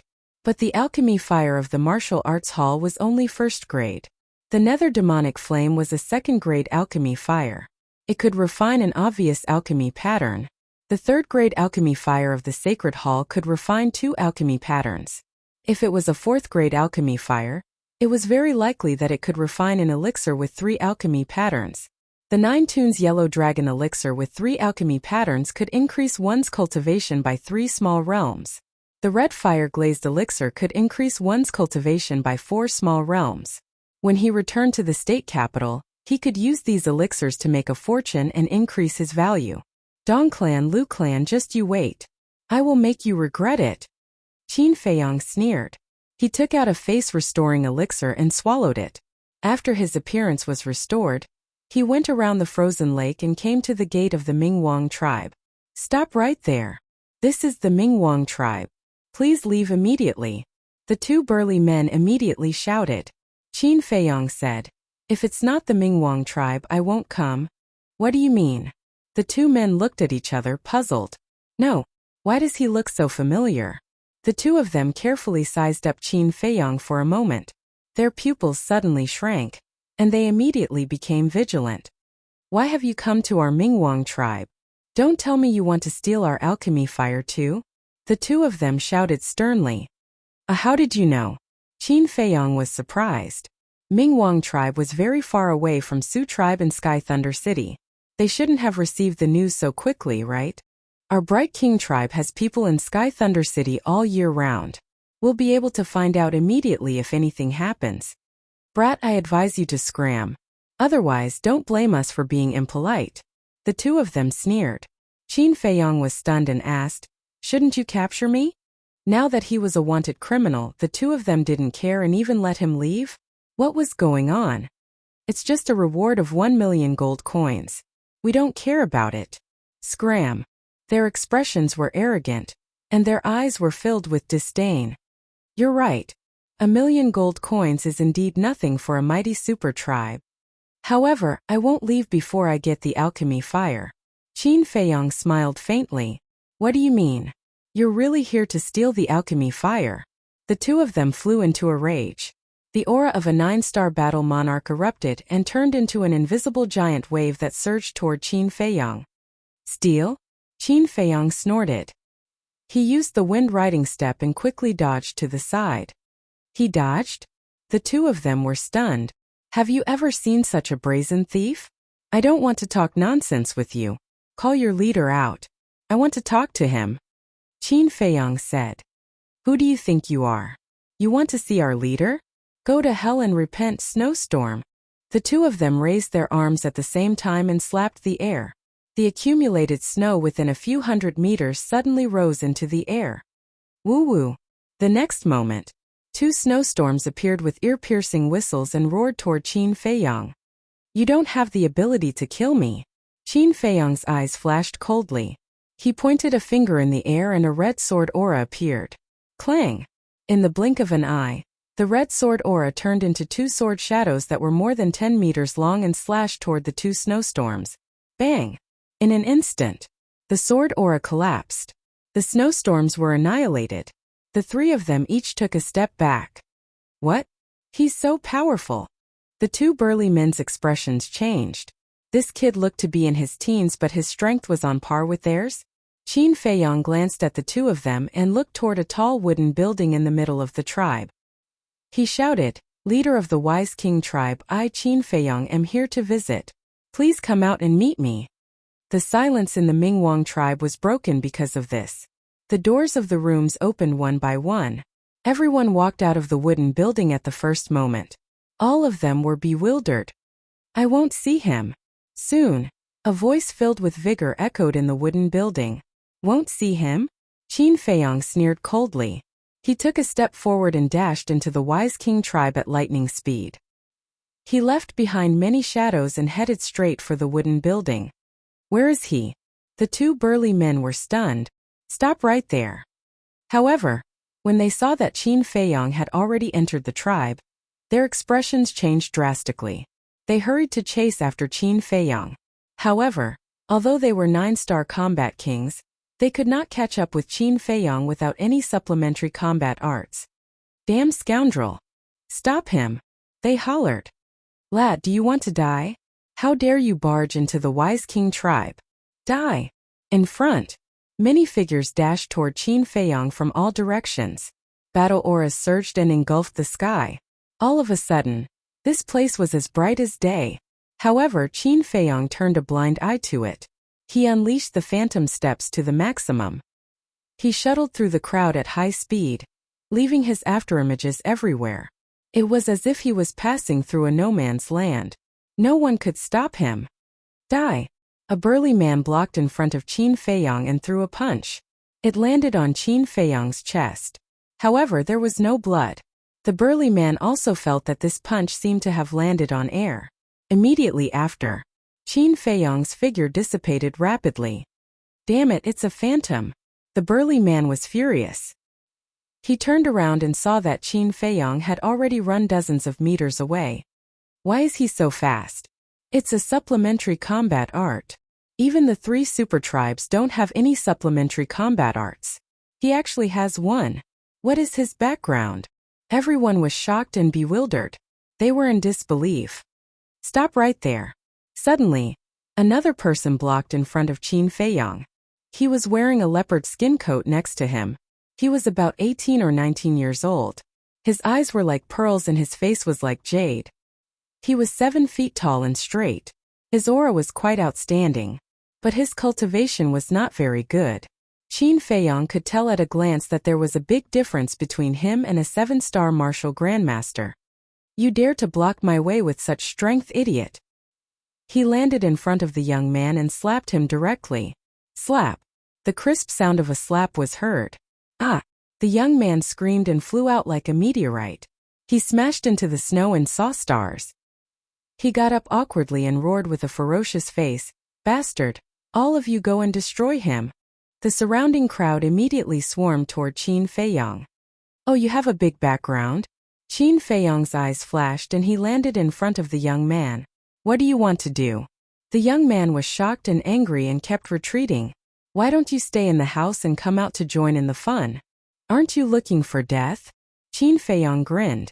His big hand suddenly stretched out. His 5 fingers were like iron pliers, tightly grasping the young man's neck. The young man started to struggle, unable to breathe. I advise you not to move or I'll crush your throat. Qin Feiyong's eyes flashed coldly. He turned to the crowd and shouted, "Stop right there or I'll kill him." Everyone stopped in unison. They did not know what to do. Let go of the young lord. Otherwise, you won't be able to escape today. A few middle-aged men flew through the air. They were all war emperors of the wise king tribe. I'm timid, don't scare me. Otherwise, don't blame me if I do anything to hurt him. Qin Feiyong glanced at them and chuckled. What do you want? A middle-aged man flew over. He was wearing a golden tiger fur coat and looked energetic. There was a great majesty between his brows. He was the leader of the wise king tribe Luoguang. Qin Feiyong said, I want the alchemy fire. Preposterous. How dare you steal the alchemy fire of the wise king tribe? How dare you? The people of the wise king tribe were furious. Leader. He's the one who stole the alchemy fire of the Lu tribe. At this moment, the 2 men guarding the gate hurriedly ran over. I was wondering why he looked so familiar. So it's him. The surrounding crowd sized up Qin Feiyong. Their gazes extremely unfriendly. Qin Feiyong, right? Let him go and leave immediately. I'll let bygones be bygones. Luoguang said. Qin Feiyong said, that won't do. I'm here for the alchemy fire. If you don't give it to me, I won't leave. Luoguang shook his head and said, I can't give you the alchemy fire. Change your conditions. Then I'll have to kill him and find a chance to steal it. Actually, I'm very sincere. Look, have I hurt anyone from your tribe? On the other hand, your tribesmen attacked me without saying a word. That's so rude. I have no choice. I can only steal it now. Qin Feiyong said with a faint smile. Luoguang frowned and said, all right then. Let him go and we can talk. If I let him go, I'm afraid you'll gang up on me immediately. Don't treat me like an idiot. Cut the crap and hand over the alchemy fire. Qin Feiyong tightened his fingers. The young man in the leopard pelt was in agony. His face was flushed with blood. Father, save me. He struggled frantically and cried for help. His eyes were filled with fear and despair. Luoguang looked at his son and then at Qin Feiyong. His expression was grim. Qin Feiyong said, I'll count to 3. If you don't give it to me, I'll kill him. 1, 2, 3. Stop, I'll give it to you.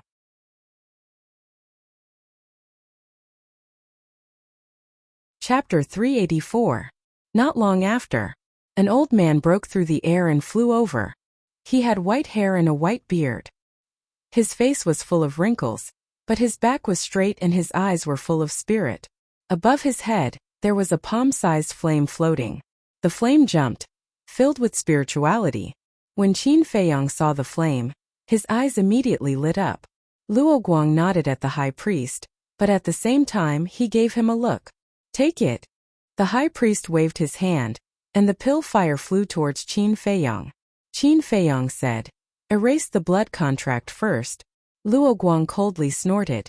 If you have the ability, then erase it yourself or else you can kill him. The corner of Qin Feiyong's mouth lifted. He could see through what this person was thinking with a single glance. Once he obtained the pill fire and released this youth, the high priest would definitely take back the pill fire. Because the blood contract was still there, the high priest could control it at will. Even if he held it tightly in his hands, the high priest only needed to think about it and the pill fire would break free. However, it had to be said that Luo Guang was too naive. There was never a possibility of him spitting out anything that had reached Qin Feiyang's hands. Whiz! The pill fire broke through the air and floated in front of Qin Feiyang. Qin Feiyang waved his hand and opened a teleportation gate. You want to leave? No way. There was a big-sized man beside Luo Guang. He was also a war emperor, and when he saw Qin Feiyang opening the teleportation gate, his gaze immediately turned cold. He stretched out his arm and raised his hand to point at the air. His battle chi surged, preparing to destroy the teleportation gate. Don't do it. Luo Guang grabbed his wrist and shook his head. The big-sized man hurriedly said, Leader, if we don't stop him, he will escape. Don't worry, he won't be able to escape. Luo Guang said in a low voice, his eyes filled with a cold light. But he quickly covered it up and lowered his head to look at Qin Feiyang, saying, Can you let him go now? Of course. Qin Feiyang nodded. He suddenly lifted the leopard skin youth and threw him towards Luo Guang and the others. At the same time, he grabbed the pill fire and ran into the teleportation gate without looking back. The next moment, the portal quickly disappeared. Luo Guang waved his hand and caught the young man. He frowned and asked, Are you all right? The young man in leopard skin swallowed his saliva with lingering fear. He shook his head and said, I'm fine. But father, you must kill him. He can't run away. Luo Guang smiled coldly and turned to look at the high priest. He said in a low voice, Retract your alchemic fire immediately. However, before he could finish his words, he noticed that the high priest's expression was very stiff, and his old eyes were filled with disbelief. Luo Guang frowned and asked, High priest, what are you doing? Quickly take back the alchemy fire. Leader, The high priest stammered as if he had encountered an unbelievable situation. He could not say a complete sentence for a long time. What's going on? Hurry up and say it. Luo Guang watched anxiously. The high priest said, I've lost contact with the alchemy fire. What? Luo Guang's expression changed. The surrounding battle emperors, as well as the tribe members below, stared with their eyes wide open in disbelief. When he entered the portal, I was about to retract my alchemic fire. But suddenly, something seemed to have cut off my connection with the alchemic fire. Leader, I'm afraid we're really going to lose the alchemic fire. The high priest said. That damn bastard. Luo Guang stomped his feet in anger. He thought that his plan was flawless, but he did not expect that he would be tricked by a little bastard. The young man in leopard skin said anxiously, Father, quickly send someone to look for him. Look for him? He left through the portal. No one knows where he went. Tell me, how can I find him? I'm just wondering. Why didn't you stay in the house? Why did you run out? If you didn't come out and get caught by him, would he be able to snatch the alchemic fire? You can't do anything right, but you're good at ruining things. Why did I give birth to such a stupid son like you? The more Luo Guang spoke, the angrier he became. In the end, he could not help but slap the young man in the face. The young man in leopard skin spat out a mouthful of blood and fell head first into the snow. He crawled up hurriedly. Half of his face was swollen and the blood-red palm print was extremely striking. Blood flowed continuously from the corner of his mouth. Ignoring the pain, he knelt on the ground and begged, Father, I know my mistake. Please forgive me. The high priest said, Leader, you can't blame him for this. It's all Qin Feiyang's fault. He's too cunning. Don't speak for him all the time. You'll spoil him. Luo Guang looked at him in dissatisfaction and lowered his head to look at the young man. Go to Sky Thunder City tomorrow morning. If you don't enter the Elixir Pagoda, don't ever return. Do you understand? I understand. The young man in leopard skin nodded. Also, Qin Feiyang snatched the alchemic fire. He should be an elixir refinement master as well. He might even take part in the Elixir Pagoda test. After you reach Sky Thunder City, keep a lookout. Inform us immediately if you discover anything. I'll definitely not let him have an easy time. Luo Guang said sinisterly with intense killing intent in his eyes. At the same time, at a certain place there was a mountain ridge. The mountain ridge was covered in snow and stretched for dozens of miles. It was like a snow-white python lying on the ground. At this moment, Qin Feiyong stood at a high point of the mountain ridge and looked down. A few hundred meters below, there was a super large tribe. It was about the same size as the Mingwang tribe. That was the Black Tortoise tribe. After leaving the Mingwang tribe, he came here directly. No matter what, he had to obtain the alchemic fire of the 3 super tribes tonight. As for the alchemic fire of the Mingwang tribe, it was in the ancient castle. The ancient castle could cut off the connection between the alchemic fire and its owner. That was why the high priest of the Mingwang tribe could not recall the alchemic fire. Huff! Qin Feiyong took a deep breath and consumed a disguise elixir to change his appearance. He then used the wind riding steps and ran down. He had to be fast. Otherwise, when the Black Tortoise and Purple Sun tribes received the news, they would definitely be on guard. They might even hide the alchemic fire. There were also 2 burly men guarding the entrance of the Black Tortoise tribe. It was silent all around. There were 2 huge torches on both sides of the entrance. They were about 5 to 6 meters long and were burning fiercely, illuminating the surroundings.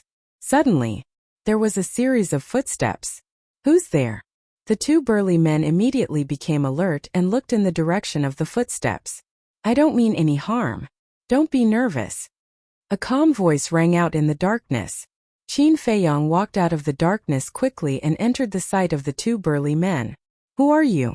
The 2 of them sized up Qin Feiyong in confusion. Qin Feiyong walked in front of the 2 of them and cupped his fists. I'm from the Mingwang tribe.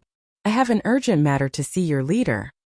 Hasn't the Mingwang tribe always liked to go against the Black Tortoise tribe? Now that you've taken the initiative to look for us, how strange. The 2 of them sneered.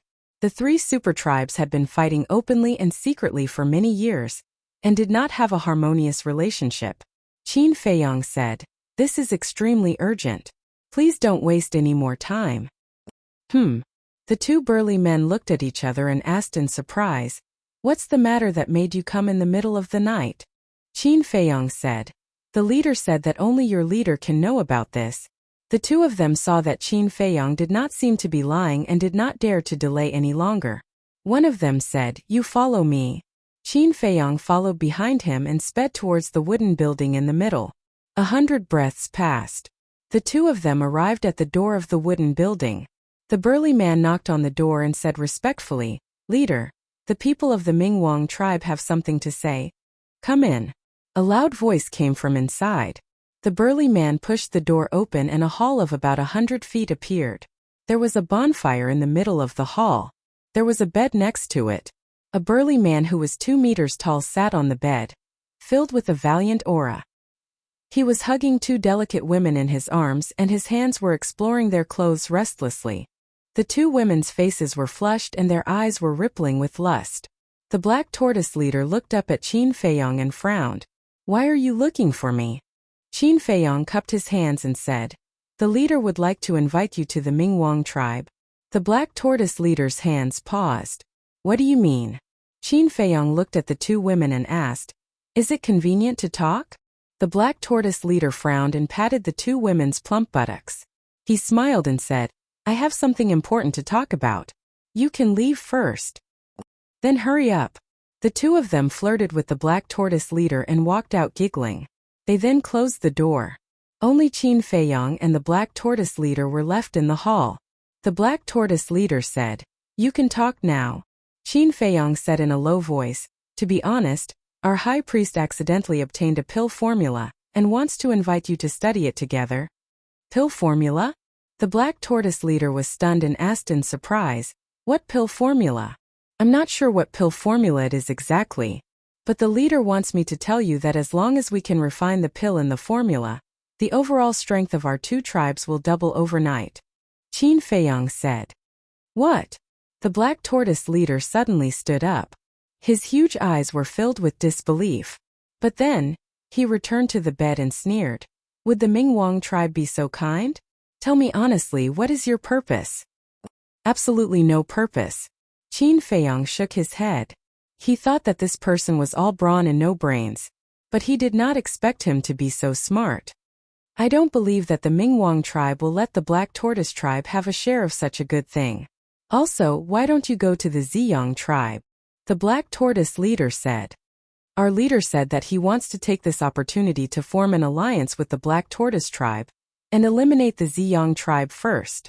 The leader also said that if you are unwilling, we will go to the Ziyang tribe. Qin Feiyang said. The Black Tortoise leader's heart skipped a beat, but his eyes turned cold. Are you threatening me? Leader, don't misunderstand. This is not a threat. We are very sincere.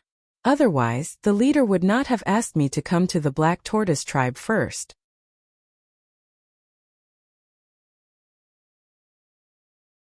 Chapter 385. The leader of the Black Tortoise tribe stared at Qin Feiyang for a moment before asking, Are you sure that what you said is true? If you don't believe me, you can head to our tribe and ask our leader. Furthermore, you're so strong. If we have any ill intentions towards you, you can just leave and none of us can stop you. Qin Feiyang said. That's true. Your Mingwang tribe doesn't have the ability to stop me.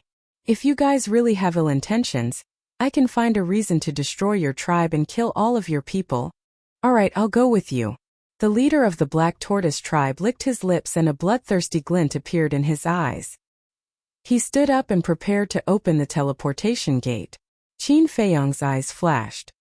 Wait, leader. What's wrong? The leader of the Black Tortoise tribe frowned and looked at him in confusion. Qin Feiyang said, Our leader instructed you to bring the elixir fire with you. The leader of the Black Tortoise tribe asked, Don't you guys have an elixir fire? The leader said that we'll open the cauldron and refine elixirs together. That way we'll be more efficient. Bring the cauldron along too. Qin Feiyang smiled. The reason why he added the cauldron was to increase the authenticity. If he only brought the elixir fire, he would definitely have doubts. The leader of the Black Tortoise tribe pondered for a moment and said, I'll have to call the high priest along then. High priest, come out for a moment. Boom!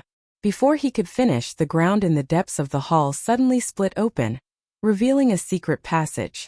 Immediately after, along with the sound of light footsteps, an old woman over 50 years old with mottled white hair walked out of the secret passage. The old woman arrived in front of the two of them and glanced at Qin Feiyang. Then she looked at the leader of the Black Tortoise tribe and asked, What's the matter? The leader of the Black Tortoise tribe smiled. Bring the cauldron and elixir fire. We'll make a trip to the Ming King tribe. Yes. The white-haired old woman nodded. She waved her hand. A pitch-black pill cauldron and a cluster of bright flames flew out from the entrance of the secret passage. Qin Feiyang glanced at the elixir fire and cauldron with a glint in his eyes. There was a faint treasure light on the cauldron. Good. Not only did he obtain an alchemy fire, but he also obtained a grade 3 alchemy furnace. This time he really struck it rich.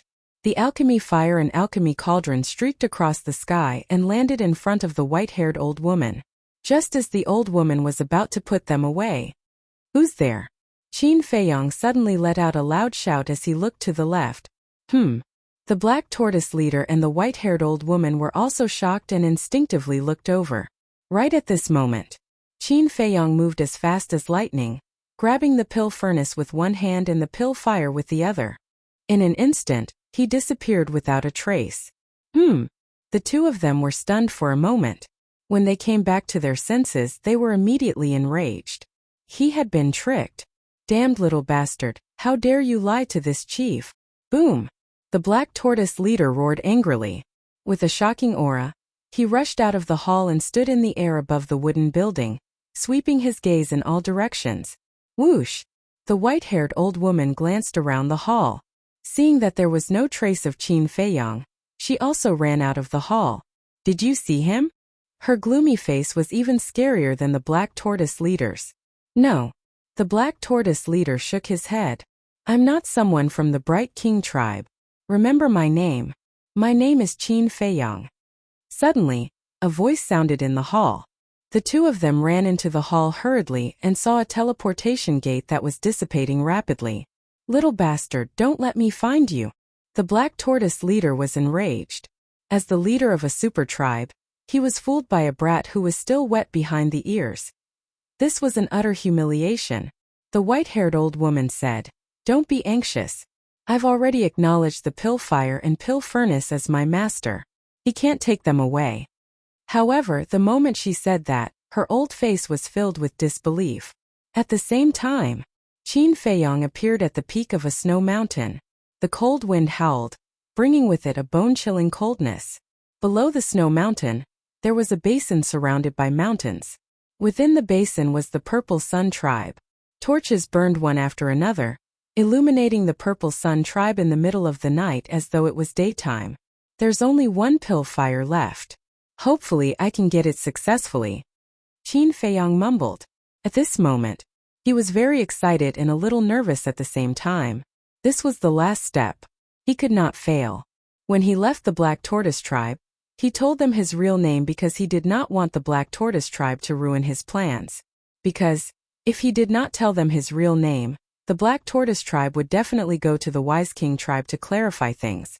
When the time came, when the leaders of the two tribes confronted each other, they would probably guess that his next target was the Purple Sun tribe.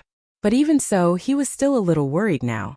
If the Black Tortoise leader did not believe him and went to the Wise King tribe to confirm, then the same thing would happen. So now he had to race against time. Phew! He took a few deep breaths in a row. The cold air entered his body and calmed him down quickly. Success or failure depends on this. Qin Feiyong's eyes flashed. He took out the face-restoring elixir and recovered his true appearance. Then he sped down. There were also two people guarding the gate of the Purple Sun tribe. They were also 9-star battle monarchs. In less than 10 breaths, he arrived at the gate of the tribe. Who are you? Why have you come to our Purple Sun tribe? When the two saw him, they immediately shouted. Qin Feiyong said, I am Qin Feiyong. I am here to challenge your Purple Sun tribe. Challenge? Is this kid out of his mind? The two of them looked at each other. A wild kid dared to come and challenge their Purple Sun tribe. Was he courting death? Why do you look a little familiar? The man on the left suddenly said in surprise. The man on the right looked at Qin Feiyong carefully and said, I remember now. You are the kid on the wanted poster. Do you dare to accept my challenge? Forget it. You can't make the decision. Take us to see your leader. Qin Feiyong did not talk nonsense. What a big tone. Come. Let's exchange a few moves first. The two of them rubbed their palms together, their expressions full of disdain. I am a gentleman. I won't use force. Let's compete in alchemy, Qin Feiyong said. Alchemy saved time. Alchemy? The two of them were stunned. That's right. This person snatched the alchemy fire of the Lu tribe. He must be an alchemist. However, for the Purple Sun tribe, they were not afraid of competing in martial arts. They were even more afraid of alchemy, because there were many alchemy geniuses in the tribe. Ignorant kid. Come with me if you have the guts. The man on the left smiled coldly and turned to walk into the tribe. Whoosh! Qin Feiyong used Imperial Windstep and ran inside like a wisp of smoke. He really dares to go in? The man guarding the door was shocked. He thought that Qin Feiyong was just joking. He did not expect him to be serious. Whoosh! Two figures came to the door of the wooden building in the center. You can keep up with my speed? The man leading the way turned his head and looked at Qin Feiyong behind him. He was quite surprised. Qin Feiyong glanced at him, walked straight up and kicked the door open. Who has the guts to disturb this chief's meditation? An angry shout suddenly sounded. Qin Feiyong looked over and found that there was also a bonfire in the center of the hall. Beside the bonfire, a thin middle-aged man was sitting cross-legged on a futon, glaring at Qin Feiyong at the door. There was a scar on the left side of his face like a ferocious centipede, which was a little scary. The man leading the way hurriedly said, Leader, he kicked the door. It has nothing to do with me. Who are you? What are you doing in the Purple Sun tribe in the middle of the night? Do you know the consequences of doing this? The middle-aged man shouted. The man leading the way said, Leader, his name is Qin Feiyong. He is the man on the wanted list. Now he is here to challenge the Purple Sun tribe. Challenge us? The middle-aged man was stunned. He stood up and looked at Qin Feiyong playfully, saying, You really don't know what's good for you. Tell me, how do you want to challenge us? Qin Feiyong took out the image crystal. The The middle-aged man raised his eyebrows. Don't get too excited. I'm just recording what I'm going to say so you won't regret it later. Qin Feiyong said calmly. Regret? The middle-aged man was furious. How dare he look down on the Purple Sun tribe? How unforgivable. Kid, there's a price to pay for your arrogance. Don't say that I didn't give you a chance. Bring it on. His eyes flashed coldly. Let's compete in alchemy. Whoever can refine a higher quality pill will win. The wager is the third-grade pill fire of the Purple Sun tribe. Do you dare? Qin Feiyong shouted, his eyes full of provocation. Compete in alchemy? The middle-aged man was stunned. He couldn't help but look at Qin Feiyong and frowned. This kid, isn't he too confident? Does he have something to rely on? But why haven't I heard of the name Qin Feiyong before? The middle-aged man asked, Kid, do you know where this place is? Of course I know. The Purple Sun tribe is one of the 3 super tribes, with a strong foundation. But so what? With my alchemy skills I can completely crush all of you. Qin Feiyong laughed arrogantly. Arrogant, too arrogant. Okay, I accept your challenge, but what if you die? The middle-aged man was so angry that he laughed. This was the first time someone dared to be so rampant in front of him. It was simply lawless. If he still didn't accept the challenge, then the Purple Sun tribe would really become a big joke in the future. Laughing at the Purple Sun tribe for being incompetent and cowardly. This was absolutely not allowed. Qin Feiyong said without hesitation, if I lose, you can kill me or torture me as you wish. Okay. High Priest, come over immediately. The middle-aged man shouted. What should be recorded had been recorded. Qin Feiyong also put away the image crystal. The High Priest of the Purple Sun tribe lived next door. Soon, a beautiful woman who looked to be in her 20s walked into the hall quickly. Qin Feiyong turned his head to look, and couldn't help but be taken aback. The High Priests of the Ming-Wang tribe and the Black Tortoise tribe were both old men in their 70s or 80s. Therefore, he was not used to seeing this woman. However, this woman's aura was unfathomable. Obviously, she was also an old monster who had lived for many years. The High Priest glanced at Qin Feiyong and asked the middle-aged man, What's the matter? The middle-aged man briefly explained the situation. The High Priest was stunned and looked at Qin Feiyong suspiciously, as if she wanted to see through him. Can you hurry up? Are the people of the Purple Sun tribe so slow? Or are you afraid? If that's the case, then forget about the competition. Pretend that I'm not here. But this way, the Purple Sun tribe might become the laughingstock of the world in the future. Qin Feiyong's face was full of impatience. The High Priest frowned and said with a smile, Little brother, it's better to keep a low profile. You talk too much. I won't accompany you. Qin Feiyong turned and left. Okay, let's compete. I won't bully you. We'll refine whatever pill you're best at. The High Priest said. I'm good at everything.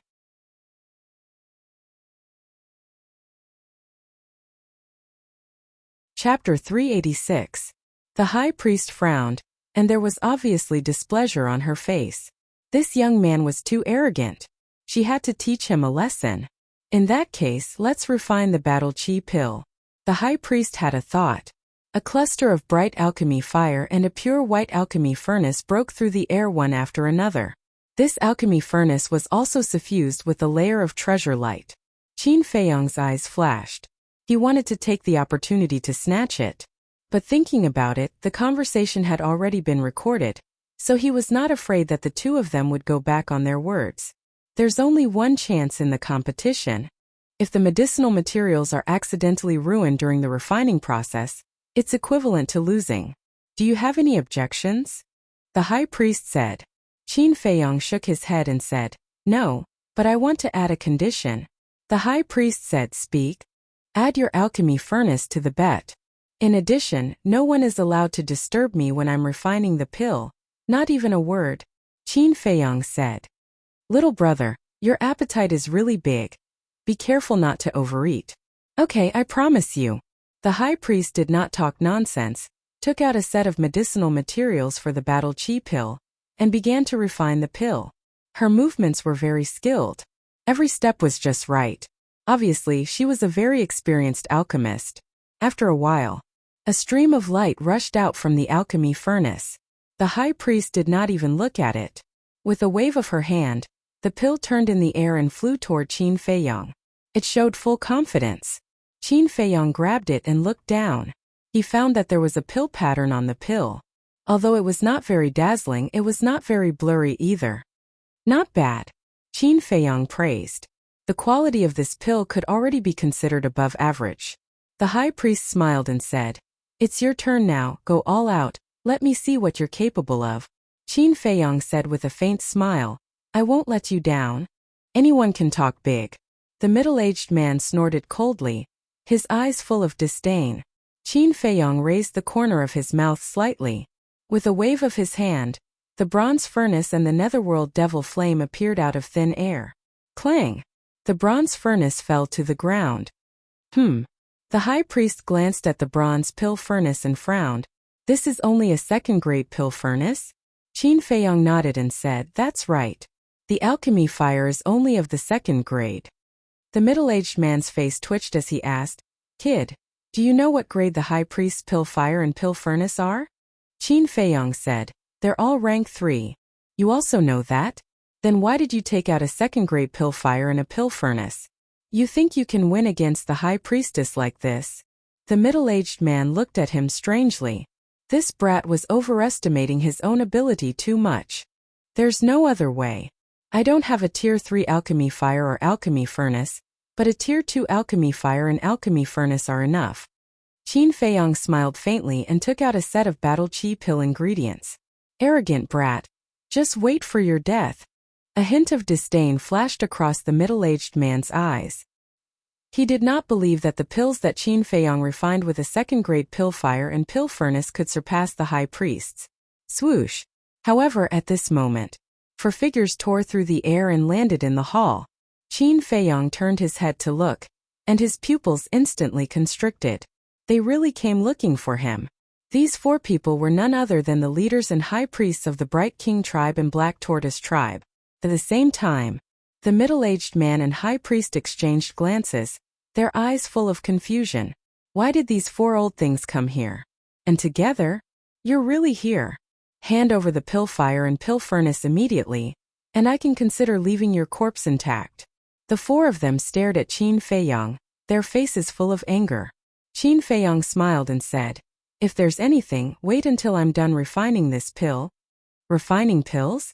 The 4 of them frowned and looked at the middle-aged man and high priest suspiciously.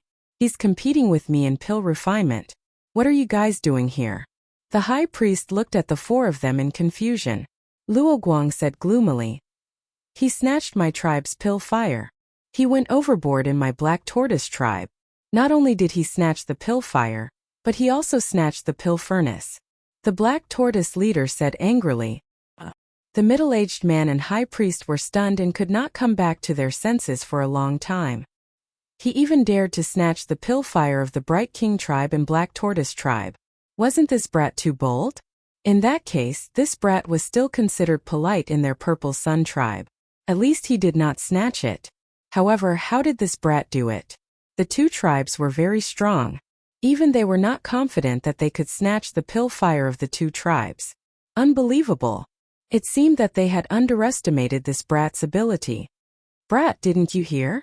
Hand over the pill fire immediately. Otherwise you can wait to be cut into pieces." Luo Guang and the other 3 shouted, the killing intent in their eyes undisguised. Qin Feiyong glanced at the 4 of them, looked at the middle-aged man and high priest, and said with a smile, "The 2 of you, we agreed just now that no one can disturb my pill refinement. Did we say that?" The 2 of them were stunned. After thinking carefully, they did say that. However, first they did not care at all. They only thought that Qin Feiyong told the 2 of them not to make a sound and disturb his pill refinement. However, it was only now that they understood. It turned out that Qin Feiyong was really afraid of Bright King, and the people of the Black Tortoise tribe coming to find trouble with him. This way, he would not be able to refine pills in peace. In short, this brat was using their Purple Sun tribe as a shield. This brat's scheming was too terrifying. He actually set a trap for them from the beginning. The 2 of them were a little angry in their hearts. However, they had already agreed in advance. They could not go back on their words, right? One had to know that Qin Feiyang still had a conversation record in his hands. The high priest looked at Luo Guang and the other three and said helplessly, "Give me face and wait for my competition with him to end before we settle your personal grudges." The four of them frowned and nodded one after another. Although they were all the leaders and high priests of the super tribes, they were now in the Purple Sun tribe after all. If they fell out, it would not be good for anyone. The high priest looked at Qin Feiyang and said, "All right, now you can refine pills in peace. Then you guys watch carefully." Qin Feiyang smiled, tidied up the herbs, and controlled the nether devil flame to begin refining. Medicinal herbs were continuously thrown into the bronze pill furnace one by one. Throughout the entire process, he did not panic at all and was calm and composed. The high priests of the three super tribes revealed a hint of surprise in their eyes. They were all highly accomplished alchemists. At a glance, they could tell that Qin Feiyang was an experienced alchemist. In fact, his speed was even faster than theirs. In less than 15 breaths, the battle chi pill was out of the furnace. Whoosh! The battle chi pill flew out of the pill furnace. Qin Feiyang grabbed it and threw it directly to the high priest of the Purple Sun tribe without even looking at it. The high priest caught his palm and smiled. "You are very confident." "Of course." Qin Feiyang smiled. Whoosh! Everyone's eyes fell on the high priest's hand. The high priest stretched out his arm and gradually spread out his hand. Immediately, streaks of dazzling light shot out from between her fingers. Such a strong light, is it also an elixir vein? Everyone's heart trembled. The high priest's breathing also became rapid. His 5 fingers suddenly stretched out, and the battle chi pill suddenly appeared in front of everyone's eyes. For a moment, everyone was stunned. There was actually such a dazzling elixir vein. Qin Feiyang's eyes flashed. With a wave of his hand, he quickly opened a portal. At the same time, he waved his sleeves, rolled up the nether devil flame in the bronze pill furnace, as well as the third grade elixir flame in the pill furnace, and ran in without looking back. If Luo Guang and the other three did not come, he would not do this. But now he had no choice. If he did not do this, when Luo Guang and the other three came back to their senses, he was afraid that he would not be able to leave. Damn it! Quickly catch up. Luo Guang and the other three were stunned and immediately rushed towards the portal. However, it was a step too late. The portal disappeared. The 4 of them were furious. He escaped when they were not paying attention. This little bastard was really more slippery than a loach. The middle-aged man and the high priest also looked at each other. Luo Guang looked at them and said angrily, "It's all your fault. If we had caught him from the beginning, he would not have been able to escape." The high priest smiled bitterly. "How would we know that he was so cunning?" Humph! Luo Guang snorted coldly and did not say anything more. He left with the white-haired old man. The black tortoise leader and the white-haired old woman did not continue to stay and quickly left. After watching the 4 leave, the middle-aged man frowned and turned to look at the high priest. "See if the blood contract is still there?" The high priest carefully sensed for a moment and shook his head. "The blood contract is still there, but it seems like something has cut off my connection with the pill fire." The middle-aged man was stunned and sighed. "We've all underestimated this Qin Feiyang." "Yes. His alchemy attainments have far surpassed mine. Why don't we talk to him and ask him to join our tribe?" The high priest said. "Impossible.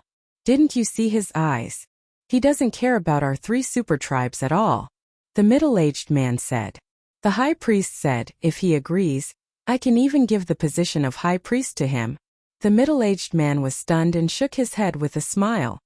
"Looks like you like him very much." The high priest smiled. "He's a rare talent. If he can be nurtured well, his future achievements will be even greater." "That makes sense. All right, let's talk to him. He's so talented in alchemy. He should be participating in the Pill Pagoda test. Get someone to keep an eye on him." After the middle-aged man finished speaking, he thought for a moment and said, "What if he doesn't join our tribe? As long as he doesn't join another tribe, we won't care. But if he goes against us, we'll have to get rid of him," the high priest said with a smile. The middle-aged man nodded thoughtfully and smiled. "Do as you see fit." The high priest turned and left. A glint flashed across the middle-aged man's eyes, then he closed his eyes and continued to cultivate. Sky Thunder City. Somewhere in the mountain range outside the city, a figure appeared out of thin air. It was Qin Feiyang. As soon as he appeared, he bent over with his hands on his knees and panted heavily. Although he looked relaxed in the Purple Sun tribe, he was actually very nervous. Especially when Luo Guang and the other three arrived, his heart almost jumped out of his chest. Fortunately, there was no danger. Huff!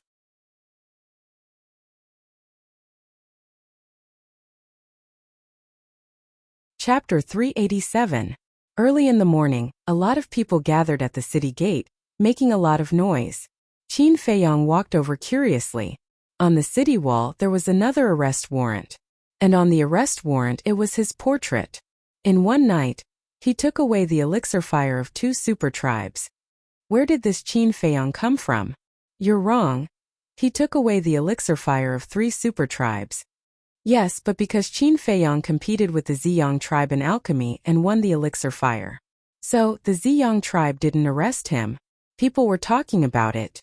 Qin Feiyang shook his head and laughed. The news spread really fast. However, when he saw the situation at the city gate, the smile on his face instantly froze. In front of the city gate there was a long line. The 2 guards who chatted with him last night, each holding a Heaven's Eye stone, carefully checked every person who entered the city. Not good. Qin Feiyang muttered secretly. Brother Su, so you're here. Suddenly, a familiar voice sounded behind him. Qin Feiyang turned his head and saw Mu Qing and Mu Shuer walking towards him. Qin Feiyang was stunned and asked, "Why are you here too?" Before dawn, this matter has spread like crazy in Sky Thunder City. My sister and I are very curious, so we came to have a look. He actually dared to go and snatch the elixir fire of a super tribe. This Qin Feiyang is also a badass. Brother Su, don't you think so? Mu Qing looked at the arrest warrant and looked at Qin Feiyang with a smile. Yes, he is indeed very powerful. Qin Feiyang nodded. Mu Qing said, I also heard that when Qin Feiyang went to the Ziyang tribe last night to challenge, it was the priest of the Ziyang tribe who competed with him in alchemy. Qin Feiyang said in surprise, are you kidding? How could the high priest of the Ziyang tribe lose to him? Yeah. My sister and I were surprised when we first heard about it. I only found out after asking around. So that Qin Feiyang can refine top-grade pills, and the pill veins are very dazzling. I really want to see this Qin Feiyang in person. Mu Qing chuckled, but a wisp of strange light flickered in the depths of his eyes. Brother, what's the hurry? Since that Qin Feiyang has such high talent in the Tao of alchemy, he will definitely participate in the Pill Pagoda's examination. Big Brother Su, don't you agree? Mu Shuer said. Yes. Qin Feiyang nodded and smiled. Mu Shuer sized up Qin Feiyang and asked, Brother Su, what did you do last night? Why are you in such a sorry state? Qin Feiyang's body was covered in blood after fighting with the fierce beasts for an entire night. He also had many injuries. I didn't feel sleepy last night, and I had nothing to do. So I went outside the city to find fierce beasts to practice and increase my combat experience. Qin Feiyang smiled. Mu Shuer suddenly understood and said, so that's how it is. Brother Su is really hard-working. Mu Qing's eyes flashed and he smiled and said, Brother Su, you haven't registered yet, right? My sister and I have nothing to do now, so we'll accompany you. Then I'll have to trouble you. Qin Feiyang cupped his hands and said with a smile. The 3 of them left the crowd, lined up behind a burly man, and slowly moved toward the city gate. What should we do? Qin Feiyang looked at the 2 guards and he was quite anxious. If they entered the city like this, their identities would definitely be exposed. Soon it was Mu Qing and Mu Shuer's turn to be checked. Both of them were fine. They entered the city smoothly. Next, it was naturally Qin Feiyang's turn. Mu Qing and his sister also stopped and turned to look at Qin Feiyang, as if waiting for him. But in the depths of his eyes, there was an inexplicable light. Next, the 2 guards lowered their heads and shouted. Qin Feiyang walked in front of them. Little brother, it's you. The 2 guards looked up, and when they saw Qin Feiyang, a smile immediately crept up on their faces. Qin Feiyang smiled and said, 2 big brothers, you've worked hard? It can't be helped. We're just tired. Unlike you, little brother, you can take things wherever you want. You're carefree and free. Look at you, you must have fought with the beasts all night. How is it? Are you relaxed now? The two asked. I'm a lot more relaxed. When you're done with your work, I'll invite you to have a few drinks and relax. Qin Feiyong smiled and said. Okay, we'll look for you then. Don't go back on your word. The two laughed and said. Qin Feiyong said, I'll be waiting for you at any time. Anyway, the people behind are waiting anxiously. It's time to be checked. You don't have to check. Just go in. The two smiled and said. Qin Feiyong was stunned and whispered, That's not good. What's not good about it? We watched you leave the city last night. The blood on your body hasn't dried yet. What's the problem? Don't be long-winded. Just go in. The two guards waved their hands and said, Okay, I won't disturb the two big brothers. Let's meet again when we're free. Qin Feiyong smiled and said, Brother, wait. Sky Thunder City is very chaotic recently. You have to be careful. The two guards warned him in a low voice. Thank you for your reminder. Qin Feiyong cupped his hands and thanked them. Then he walked toward Mu Qing and her sister. The brother and sister looked at each other with a hint of surprise. Qin Feiyong smiled and said, Let's go. The three of them walked side by side and strode into the city. Brother Su, is this really your first time in Sky Thunder City? Mu Shuer looked at Qin Feiyong suspiciously. Why do you ask? Qin Feiyong didn't understand. Mu Shuer said, If it's your first time here, why are you so familiar with the two guards? And you don't even need to check? When I left the city last night, I chatted with them for a while. They're not bad. I can make friends with them. Qin Feiyong explained casually. Oh, Mu Shuer nodded in realization. Get lost. But at this moment, a violent shout came from behind. Don't be presumptuous here. You have to be checked. Immediately after, the two guards' voices were heard. Qin Feiyong frowned and turned to look. A cold light flashed in his eyes. He saw the two guards stopping a young man in leopard skin. He had seen this person before. It was the young master of the Bright King tribe. Last night, he had been kidnapped by him. And behind this person, there were two fierce-looking burly men. They were also from the Bright King tribe. They had a strong aura. Qin Feiyong judged that they were 9-star combat kings. Don't you have eyes? Don't you know who I am? The young man in leopard skin glared at the two guards with a haughty look. I know who you are. But you have to be checked too. The two guards' attitudes were also very tough. This is outrageous. Even this arrest warrant was requested by the Bright King tribe. How dare you check me? I think you're tired of living. Get them out of my way. The young man in leopard skin shouted. The two burly men behind him took a step forward and punched the two guards in the chest. Poof! The two guards were sent flying. They rolled in front of Qin Feiyong and the other two, spitting blood from their mouths. The Heaven's Eye Stone also fell to the ground. The young man in leopard skin stomped on the two Heaven's Eye Stones and said disdainfully, You're just two watchdogs. How dare you block my way? You're overestimating yourselves. What's the big deal about being checked? How dare you hit them? That's too much. What can we do? He's from a powerful family. Stop talking. If he hears you, you'll be in trouble. Many people had gathered behind Qin Feiyong and the other two. They were whispering, but no one dared to step forward and speak up for the two guards. Qin Feiyong's gaze turned cold. He bent over and helped the two guards up. He asked with concern, Brothers, are you all right? We won't die. Don't worry about us. He's the son of the Bright King tribe's leader. His name is Luoyi. You're an outsider with no family background. You can't afford to offend him. Don't worry. There are rules in Sky Thunder City. He won't dare to kill us. The two guards said in a low voice. Qin Feiyong's eyes flashed slightly. At this moment, Luoyi, surrounded by the two burly men, walked to the front of the few people. He glanced at Qin Feiyong and the others. When he saw Mu Shuer, his eyes couldn't help but light up. Following that, he retracted his gaze and looked at the two guards with contempt. Apologize to me.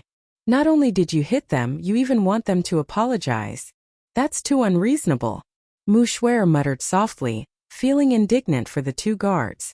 The leopard skin youth raised his eyebrows and said, Little beauty, you have to understand a principle. There are some things that can't be said carelessly. Mu Qing frowned and cupped his hands with a smile. I'm sorry, my sister is young and insensible. Brother, please do your best. I think that Miss Schwerer's words make sense. You came to participate in the Pill Pagoda's assessment and even brought 2 lackeys? Just like the rumors, you're a hedonistic scum.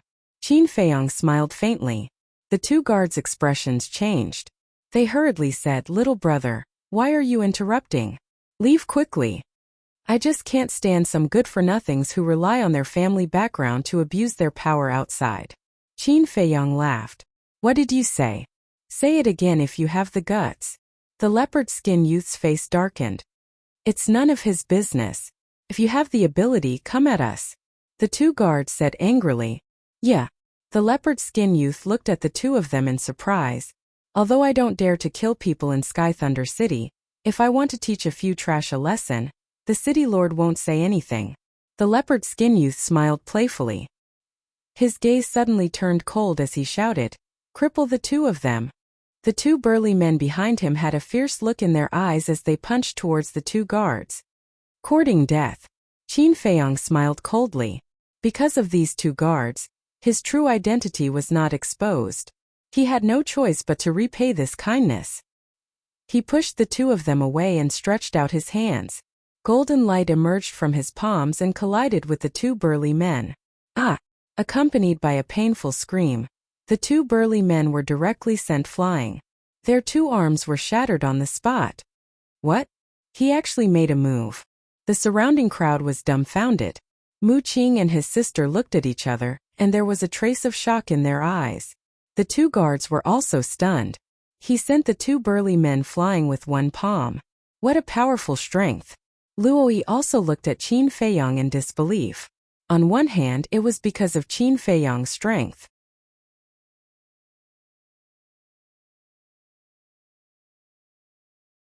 Chapter 388. Everyone was silent. Everyone's eyes were fixed on Qin Feiyong in disbelief. Bastard! Do you know who I am? Do you know the consequences of offending me? Luoyi was furious and roared at Qin Feiyong. Consequences? Qin Feiyong was so angry that he laughed. How dare he threaten him now? Whoosh! He took a step forward and landed in front of Luoyi. Luoyi immediately retreated in panic. Then do you know the consequences of offending me? Qin Feiyong took another step forward and his eyes flashed with a piercing murderous intent. Thump! When Luoyi saw his eyes, he couldn't help but feel scared and fell to the ground. I've seen too many hedonistic sons like you. If there's no one to back you up, what are you? Qin Feiyong said as he walked toward Luoyi, his eyes full of contempt. Luoyi kept retreating and his face was full of panic. Aren't you very arrogant? What are you afraid of now? You don't even have the courage to stand up and fight with me. Is this your courage? With your character, if you weren't born in the Wise King tribe, you wouldn't even be considered a scum. At most, you're a useless idiot. Qin Feiyong stopped and looked at Luoyi in disdain. He then turned and walked toward the 2 guards. Well done. This is so satisfying. The 2 guards laughed. The surrounding crowd was also full of praise. Mu Xue'er looked at Qin Feiyong and there was a strange look in her beautiful eyes. His temperament was outstanding. His courage was amazing. He was loyal. This man was really charming and irresistible. At the same time, Mu Qing's eyes were also shining with an inexplicable brilliance. How dare you say that I'm an idiot, Luoyi muttered to himself. Since he was young, he had been the pride of the Wise King tribe. Anyone who saw him had to be polite. He had never been humiliated like this. No one dared to say that he was an idiot. All of a sudden, he raised his head and stared at Qin Feiyong's back, his eyes flashing with hatred. Boom! He suddenly stood up. His aura suddenly erupted. He charged towards Qin Feiyong angrily like a wild beast that had gone mad. Young master, you can't. Seeing this, the 2 burly men's faces suddenly changed as they hurriedly shouted. However, Luoyi was already rational. How could he possibly listen? He only had one thought now, and that was to kill Qin Feiyong. This was the only way to wash away the humiliation he had suffered today. Die, you piece of shit! His eyes were filled with murderous intent, and his true chi surged. He suddenly slapped his palm toward Qin Feiyang's back. Qin Feiyang raised his eyebrows. He stopped in his tracks. Trash like you, I can kill you 100 times over even if I don't do anything, he said without turning his head as his flaming battle chi gushed out. Clang! The next moment, 2 crimson blades were formed. As if they were cast from magma, they emitted an amazing sharpness. At the same time there was a piercing murderous intent. Little brother, you can't kill him. Listen to my advice. You can teach him a lesson but don't kill him, the 2 guards hurriedly said. Qin Feiyang frowned. Whoosh! The 2 blades cut through the sky and instantly cut off Luo Yi's arms. Suddenly blood spurted out like a fountain. That heart-wrenching pain swept over. Bang! Luo Yi immediately fell to the ground and kept rolling on the ground, howling miserably. Young master, I'll fight with you. When the 2 burly men saw Luo Yi's miserable state, they were immediately furious and rushed toward Qin Feiyang aggressively. Do you really think I don't dare to kill? Qin Feiyang suddenly turned around. Like an enraged lion, he pointed his finger in the air. Ultimate ruin. He spat out these 2 words coldly. The flaming battle chi suddenly emerged like a tide, turning into a huge wave and directly drowning the 2 men. 2 miserable screams suddenly resounded through the sky. When the flaming battle chi dissipated, the 2 burly men were nowhere to be seen. There was not even a drop of blood. It was as if they had evaporated into thin air. Killed. The surrounding onlookers were dumbfounded. Good job. Such people should be killed. When they came back to their senses, they could not help but secretly applaud. Louis. He looked at the place where the 2 burly men disappeared. His face was pale. He even forgot about the pain. All of a sudden, he quivered and turned to look at Qin Feiyang, laughing crazily. Haha, you killed someone. You're dead this time. How dare you kill someone in Sky Thunder City? Even if God comes down, he won't be able to save you today.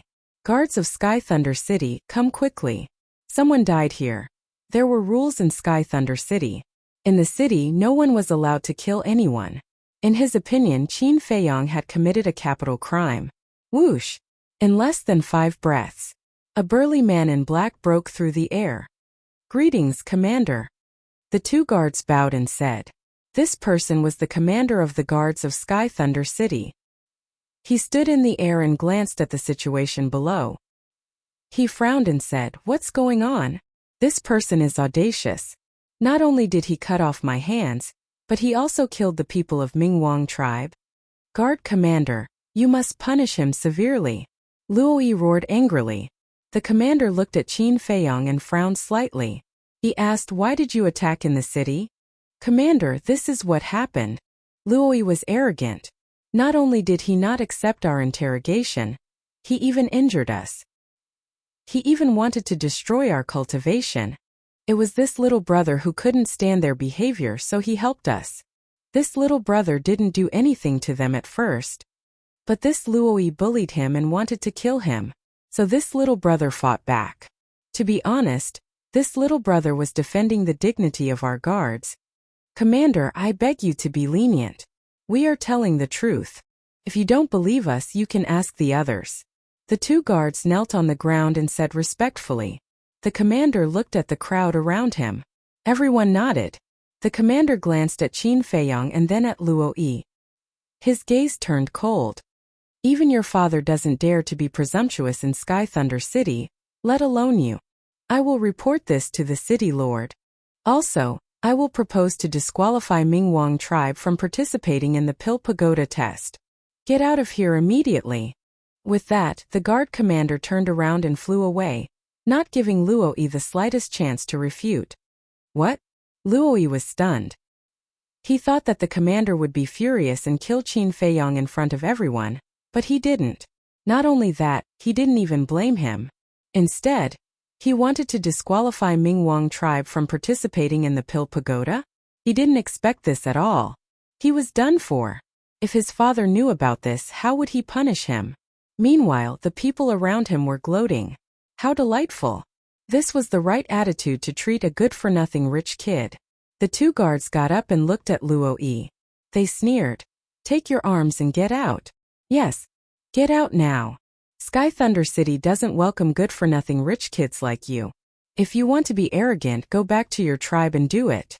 No one can stop you. If you don't get out, we'll each spit at you and drown you." The crowd also started to jeer, their faces full of disgust. Luo scanned the crowd. He had never been in such a sorry state since he was born. The resentment in his heart towards Qin Feiyang had also become even more intense. He abruptly raised his head, looked at Qin Feiyang and said harshly, "Just you wait, your death will come very soon. How dare you threaten me?" Qin Feiyang stared blankly for a moment before he playfully said, "Say, if I were to kill you now, would the guard commander blame me?" Luo Yi's body and mind trembled. He immediately got up and fled out of the city like a stray dog. Serves you right. Retribution. The people lining up at the city gate were also disdainful. They couldn't help but curse in their hearts. Phew. The two guards let out a long breath and turned to look at Qin Feiyang. They cupped their hands and smiled. "Little brother, thank you." Qin Feiyang waved his hand and smiled. "Don't be so polite. I should be the one thanking you. If it weren't for these two people who told him the coordinates of the 3 super tribes, he wouldn't have been able to get the pill fire of the 3 tribes overnight." In short, he was grateful to these two people. "We're polite. You're more polite than us. Let's not talk about it anymore. We'll meet again when we're free." The two guards smiled. "Okay." Qin Feiyang nodded. "By the way, I still don't know your name?" The two just turned around and looked back at Qin Feiyang. Qin Feiyang smiled. "Su Ping." "Su Ping." The two were stunned. What an unfamiliar name. But they didn't think too much about it. After the two left, the crowd around also greeted Qin Feiyang enthusiastically. After a few words of greeting, Qin Feiyang and Mu Qing left. Soon, 2 young men in their teens entered Sky Thunder City. One of them was burly, 9 meters tall. His upper body was exposed and his whole body was full of explosive power. He looked extremely valiant. The other was about 8 meters tall. He was quite thin, wearing a white robe, and his black hair draped over his shoulders. He held a jade flute in his left hand. There was a faint smile on his face with a scholarly aura. The refined young man asked, "Have you heard of the name Su Ping?" "No." The burly man shook his head. The refined young man smiled faintly. "This person is a bit interesting. We have to pay attention to him. He's just a nobody. There's no need to." The burly man frowned with a touch of disdain on his face.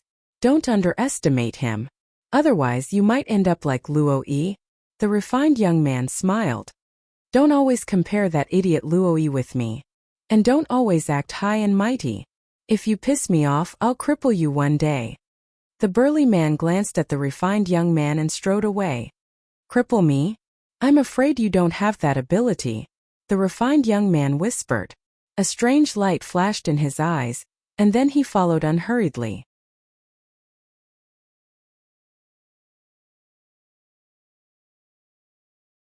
Chapter 389. Pill Pagoda. This ancient pagoda landed in the middle of a square in the center of the city. Tall and majestic. When Qin Feiyang followed Mu Qing and arrived outside the square, an ancient aura immediately hit him in the face. It was hard to imagine how many years the Pill Pagoda had existed. He raised his head and looked at the Pill Pagoda, a light flickering in the depths of his eyes. The moment he thought that the heavenly thunder fire was inside, he could not help but feel excited. Mu Qing glanced at Qin Feiyang and also raised his head to size up the Pill Pagoda. He said with a smile, "Are you very eager and can't wait to go in now?" Qin Feiyang nodded. "Then work hard. If you don't pass the test, forget about the Pill Pagoda, you won't even be able to get close to the gate." Mu Qing said with a smile. Around the square, there was a guard standing guard at every set distance. Unless one was a disciple of the Pill Pagoda, one could forget about stepping in. "I'll definitely go in," Qin Feiyang muttered secretly. He came for the heavenly thunder fire. Now that it was right in front of him, how could he give up? "Let's go. I'll bring you to sign up." Mu Qing smiled and walked towards a hall at the side. The hall was located at the edge of the square, occupying an area of only 50 to 60 meters and only having 2 floors in total. Outside the hall there was a very long queue. There were men and women, more than 100 people. Although there were many people, this place was unusually quiet. Everyone was silent. And these people were not old either. They were basically between 14 and 25 years old. Big Brother Sue, hurry and line up. Also, it's forbidden to make noise here. If you violate it, you'll be disqualified. Mu Shuer said in a low voice. Qin Feiyong nodded and walked behind the last person. Looking at the registration hall, his eyes flickered. Mu Qing and his sister also retreated to the side. Mu Shuer said softly, brother. His strength is stronger than we imagined. Yeah. Mu Qing nodded and asked, what's the battle art he used to kill those two burly men called? Mu Shuer said, I think it's called ultimate. Mu Qing said, if I'm not wrong, ultimate should be a perfect battle art. Perfect battle art. Mu Shuer's eyes trembled. Not only was he a 7 stars battle monarch, but his alchemy talent was also so high, and he had even grasped a perfect battle art. Just what kind of background did this Qin Feiyong have? Brother, can your omniscient eye see through the level of his spiritual power? Mu Shuer asked softly. No. I have to wait until the all-seeing eye evolves before I can see through a person's mental strength. But I'm sure that his spiritual power is very strong. Mu Qing whispered. Suddenly, he seemed to have discovered something and turned to look at the street behind him. There 2 people walked over. It was the scholarly youth and the burly man. The refined young man seemed to have sensed something in his heart. He also raised his head to look at Mu Qing and her sister, nodding with a smile. Mu Qing also smiled and looked away.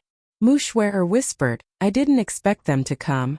The Pill Tower only recruits disciples once every 5 years. It would be strange if they didn't come. Mu Qing laughed in a low voice. The refined young man and the burly man glanced at the registration hall and directly walked to line up behind Qin Feiyong. Both of them were sizing up Qin Feiyong, but their expressions were different. The refined young man was a little curious. The burly man had a disdainful look on his face. Half an hour later. Finally, it was Qin Feiyong's turn. The registration was very simple. He just had to say his name. As for what happened after that, the people in the registration hall didn't explain anything and directly let Qin Feiyong leave. Walking out of the hall, Qin Feiyong came to Mu Qing and her sister and frowned. Do you know the rules of the assessment? I'm afraid that among all the people who came to register, you're the only one who doesn't know. Let's go. I'll tell you slowly on the way. Mu Qing shook her head with a smile. After Mu Qing and her sister's explanation, Qin Feiyong understood that the assessment was divided into several levels. The first was to test willpower. The second was to test mental strength. The third was to test one's control of alchemy fire. The fourth was to test alchemy. This was also the ultimate assessment. The assessment would begin a month later. One had to pass all the assessments to enter the Pill Tower. As for the specific situation, when the assessment time came, he would naturally know, so the siblings didn't explain much. Mu Qing said, Brother Sue, I wonder if you noticed the 2 people behind you? What's wrong? Qin Feiyong frowned. He saw them, but he didn't take it to heart. The refined young man is the son of the chief of the Purple Sun tribe. His name is Shi Yun. The burly man is the son of the chief of the Black Tortoise tribe. His name is Yen Shi. It is said that the mental strength of these 2 people is very monstrous. They may become our strong rivals. Mu Qing said. Qin Feiyong said with a smile, it doesn't matter. I won't compete with them for anything. As long as I can enter the Pill Tower. That's true. Mu Qing said with a smile. Qin Feiyong glanced at the siblings and said with a smile, Brother Mu Shuer, I still have something to deal with. I'll take my leave first. Mu Shuer said, do you need help? Qin Feiyong waved his hand and said with a smile, no, it's just a small matter. Mu Qing said with a smile, okay, when you're done, come to the Spring Rain House to find us. Okay. Qin Feiyong nodded and then turned to walk to another street. Mu Shuer sighed. He's really a difficult person. That's why I'm interested in him. Mu Qing smiled and a strange light flashed in her eyes. At the same time, Qin Feiyong's brows were tightly knitted. He always felt very uncomfortable staying with Mu Qing and her sister. He even had an illusion that the siblings had seen through him. He had seen many smart people all the way from Iron Ox Town to today, but it was still the first time that someone made his heart palpitate. Moreover, he felt that these two people were even more mysterious than him, especially that Mu Qing. She always gave people an unfathomable sense of mystery. This made him not want to continue interacting with the two of them, because he had thought it through. There was no need at all. Anyway, he would leave sooner or later. As long as they did not hinder him from snatching the Sky Thunder Flame, whatever the siblings' motives were had nothing to do with him. If they hindered him, he would not show mercy either. Finding a deserted alley, Qin Feiyang entered the ancient castle and copied the 7th stroke of the battle character formula, without caring about what was happening outside. Following that, many young people entered Sky Thunder City every day. They were all aiming for the Pill Pagoda. In the end, it was really as the Spring Rain House's waiter said. Sky Thunder City was overcrowded. Many people set up tents outside the city. Time flew by. A month later, Qin Feiyang only copied half of the 7th stroke. His speed could be said to be greatly reduced. But Qin Feiyang was not too angry. After all, it was all within his expectations. Phew! He retracted his arm, let out a long breath, and closed the 6-word divine formula. Then he took out the jade pendant and drank a drop of transparent liquid. Lu Hong opened her eyes and said with a smile, "We've been in the Forgotten Land for half a year." Qin Feiyang sighed. "That's right, time really flies. I remember when you guys went to the martial arts treasury. Dongfang Yu and Xiao Jian said that the Sacred Hall will hold a competition in half a year. It should start now," Lu Hong said. Qin Feiyang was stunned and nodded. "That's true. Why? Do you still want to participate?" "I'm not interested, but..." At this point, Lu Hong looked at Fatso and Wolf King, shook her head and smiled. These two guys definitely don't want to miss this opportunity to join in the fun. Fatso opened his eyes and said unhappily, "Don't drag us into this. Fat Lord and Brother Wolf only have one thought now, and that is to go into seclusion." Wolf King said, "That's right, breaking through to the War Emperor is the main thing. Who doesn't know what you guys are thinking? It's because we're not in the capital that you guys are saying this. If we were in the capital now, I'm afraid you guys would be the first to join in the fun." Lu Hong looked at them with disdain. "Believe it or not, I won't talk nonsense with you. Fatso, go into seclusion." "Yes, go into seclusion." The man and wolf closed their eyes and quickly entered a state of cultivation. Qin Feiyang looked at them and couldn't help but laugh. The Sacred Hall should be very lively today. But the Sky Thunder City will be even more lively today. The Heavenly Thunder Flame. I must get it. Qin Feiyang clenched his fists, his eyes shining with determination. Shua! In the next moment, he left the castle. When he arrived at the plaza in front of the Pill Pagoda, the huge plaza was already filled with a sea of people, and the noise was deafening. "Brother Su, why are you only here now? I thought you had forgotten." Mu Qing and Mu Shui walked out from the crowd and looked at Qin Feiyang helplessly. He had said that he would go to the Chunyi restaurant to look for them after he was done with his business, but in the end? For an entire month he didn't even see a shadow of a ghost. Those who didn't know would think that this guy had disappeared from the face of the earth. Qin Feiyang entered the plaza, walked in front of the two of them and said with a smile, "How could I forget such an important matter? How is it about to start?" Mu Qing said, "Soon." Qin Feiyang nodded. Suddenly, he felt a murderous aura coming at him. He turned around and saw Luoyi staring at him with hatred in the crowd not far away. And the refined young man and the burly man were both beside Luoyi. The two people's expressions did not change at all from a month ago. The refined young man looked at Qin Feiyang curiously, and even nodded at Qin Feiyang in a friendly manner, while the burly man still had a look of disdain. Qin Feiyang smiled at the refined young man, turned back to look at Mu Qing, and said with a frown, "Didn't the Bright King Battle Tribe's qualification to participate in the competition was revoked?" Mu Qing was stunned and asked back, "You don't know?" Qin Feiyang frowned and said, "What do I know?" Mu Qing's face twitched and said helplessly, "You don't even know about such a big matter. Were you in Sky Thunder City this month?" "Big Brother Su, it's like this. The City Lord originally wanted to revoke the Bright King Tribe's qualification, and had already given the order. But later the Bright King Tribe's leader Luo Guang, personally came to Sky Thunder City and apologized to the two guards.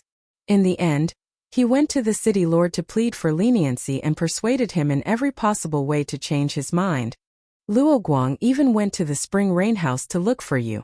He seemed to want to apologize to you, but you weren't there. Mu Shuer smiled. So that's the case. Qin Feiyang was enlightened. Mu Qing asked curiously, Brother Su, what exactly did you do this month? After settling my personal matters, I cultivated outside the city. Qin Feiyang smiled faintly and said perfunctorily. He looked at Luoyi again, and there was a cold glint in the depths of his eyes.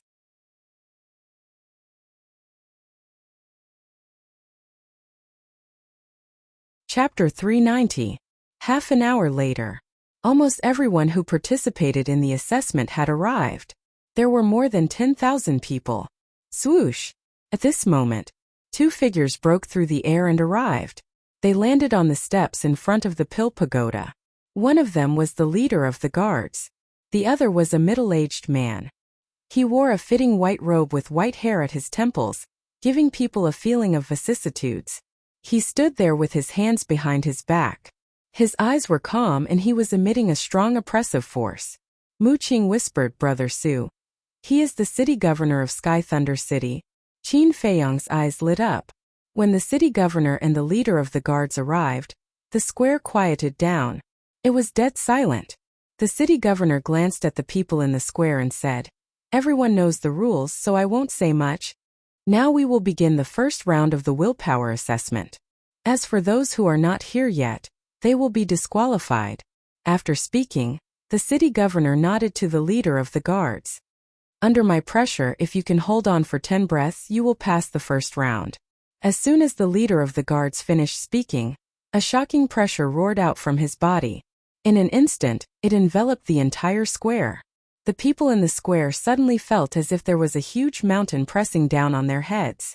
Their legs trembled, their faces turned pale and beads of sweat appeared. Such a strong pressure, it should be an 8-star combat emperor. Qin Feiyang mumbled. The pressure of an 8-star combat emperor was not a threat to him. When he was in Yan City, he could withstand Yan Nanshan's pressure when he had only opened the first level of the Gate of Potential. Moreover, he had already opened the third level of the Gate of Potential. However, he could withstand it, but it did not mean that others could. The pressure of a combat emperor was enough to intimidate everyone in the square. Plop! One by one, the young people fell to the ground. Their faces were filled with helplessness. They were unwilling to accept it. Because once they fell, it meant that they had lost the qualification to continue the assessment. As for the person who fell down, the pressure also disappeared, and he left the scene quietly. 10 breaths passed quickly. There were only 1,000 people left in the square. In other words, the first round of assessment eliminated 9 out of 10 people. It was extremely cruel. The first round of the examination is over. Those who have been eliminated, please leave the stage immediately. The guard commander shouted as he retracted his aura. The moment the pressure was withdrawn, except for Qin Feiyang, everyone's body went soft, and they fell to the ground, gasping for breath. Sweat fell like rain dripping onto the ground. Mu Qing and Mu Shuer were the same. The city lord and the guard commander glanced at the crowd, and when they saw Qin Feiyang, a hint of surprise appeared in their eyes. Seems a little too eye-catching. When Qin Feiyang noticed their expressions, his eyes flashed slightly. He also pretended to bend down and put his hands on his knees, panting like a cow. The city lord's face twitched. Isn't this too deliberate? Can't you just pretend a little more? What an interesting little fellow. He whispered, What's his name? The guard commander whispered. He is the young man who injured Luo Yi. I think his name is Su Ping. Su Ping. The city lord muttered to himself as his eyes flickered. In less than 100 breaths, all the eliminated people left the square. Next, let's start the spiritual force test. The guard commander shouted. More than 1,000 people left in the square also regained their strength. They got up and looked at the guard commander expectantly. Only those who have reached the 5th level of spiritual force can enter the next round of assessment. The guard commander waved his hand, and 20 wooden tables appeared, neatly arranged under the steps. Then, He took out 20 spiritual stones and placed them on 20 wooden tables. Everyone line up one by one. No fighting. Let's start. As the guard commander's voice fell, the 20 people standing in the front immediately stepped forward and pressed their hands on the spiritual stones. As a result, only 2 people's spiritual force reached the 5th level, and the rest failed. The guard commander shouted, "Those who passed the assessment, stand on the right side. And those who didn't, leave quickly." Strange. Qin Feiyong frowned. "Brother Su, what's wrong?" Mu Shui-er looked at him in confusion. Qin Feiyong said, "Just let those who haven't reached the 5th level of spiritual force leave. Why bother?" Mu Shui-er was stunned. She pursed her lips and smiled. "Brother Su, you're wrong." "What's wrong?" Qin Feiyong was puzzled. "If you don't test it, even if you haven't reached the 5th level of spiritual force, you will pretend to be one. Besides, not everyone knows the level of their spiritual force. Many of these people haven't been tested before. And some teenagers, I'm afraid they haven't even condensed their spiritual force." Mu Shui-er smiled. "That's right." Qin Feiyong nodded. Suddenly, he noticed that Luo Yi and the other 2 were walking towards him. That moment, he couldn't help but raise his eyebrows. He pretended not to see it and looked up at the spiritual stone in front of him. The 3 of them walked to Qin Feiyong's side. Seeing this, there was a flash of light in the eyes of Mu Qing and her sister. Luo Yi glanced at the city lord and said in a low voice, "Do you dare to compete with us?" Qin Feiyong pretended not to hear it. Seeing that he was ignored, Luo Yi's face showed a trace of hostility. He sneered, "What? You don't dare?" Qin Feiyong still ignored him. Luo Yi was about to go crazy. "Su Ping, don't go too far." Yan Shi, the burly man, also had a fierce look in his eyes. "Ah!" Qin Feiyong was stunned. He turned his head to look at Luo Yi and asked, "Are you talking to me?" Mu Qing and her sister looked at each other with a smile on their faces. This guy was really good at pretending. "I'm not talking to you. Am I talking to a ghost?" Luo Yi growled. He was so angry that smoke came out of his head and his eyes were red. "Don't be agitated, don't be agitated. It's my fault." Qin Feiyong reached out and patted him on the shoulder. He asked again, "What did you just say?" "Bastard." Luo Yi was about to go crazy. So it turned out that all that talk was for naught? If it weren't for the assessment, and if it weren't for the city lord and the guard commander watching from above, he would definitely fly into a rage. "I said if you have the guts, compete with us." He gritted his teeth and said word by word, "Compete?" Qin Feiyong was stunned and shook his head. "Not interested. Not interested, or don't dare." The burly man, Yan Shi, looked at him contemptuously. Qin Feiyong raised his eyebrows and asked in confusion, "Did I provoke you?" Yan Shi said, "You didn't provoke me, but I just don't like you." "Can't I?" "Okay." Qin Feiyong nodded and said indifferently, "Who forced you to look?" "If you don't like me, then don't look, idiot." "Who are you calling an idiot?" "Say it again if you have the guts." Yan Shi's face darkened, and the fierce look in his eyes became more intense. "I don't have time to talk nonsense with you. Get lost as far as you can." Qin Feiyong glanced at him indifferently and turned his head away. Yan Shi's big fan-like hand suddenly clenched tightly, making cracking sounds. Luo Yi's eyes flashed and said with a smile, "Yan Shi, calm down. It's not worth getting angry over this kind of trash." "Trash?" Mu Qing and Mu Shui looked at him in a daze. They really couldn't figure out how this person still had the face to say such words. Thinking back, who was the one who was scared by Qin Feiyong like a stray dog and fled in panic? Wasn't that slapping his own face? Noticing the brother and sister's gaze, Luo Yi sneered. "Now we're competing in alchemy. If he doesn't even dare to compete, what is he if not trash? By the way, you should be his friends, right? Why don't you compete with us? Do you have the guts?" Luo Yi provoked. "Arrogant." Mu Shui's eyes turned cold. But Mu Qing glared at her and looked at Luo Yi with a smile. "Although your strength is not that great, I heard that you are very talented in alchemy. How would we dare to compete with you?" When he heard the first half of the sentence, Luo Yi was very angry. He even wanted to find a chance to teach the brother and sister a lesson.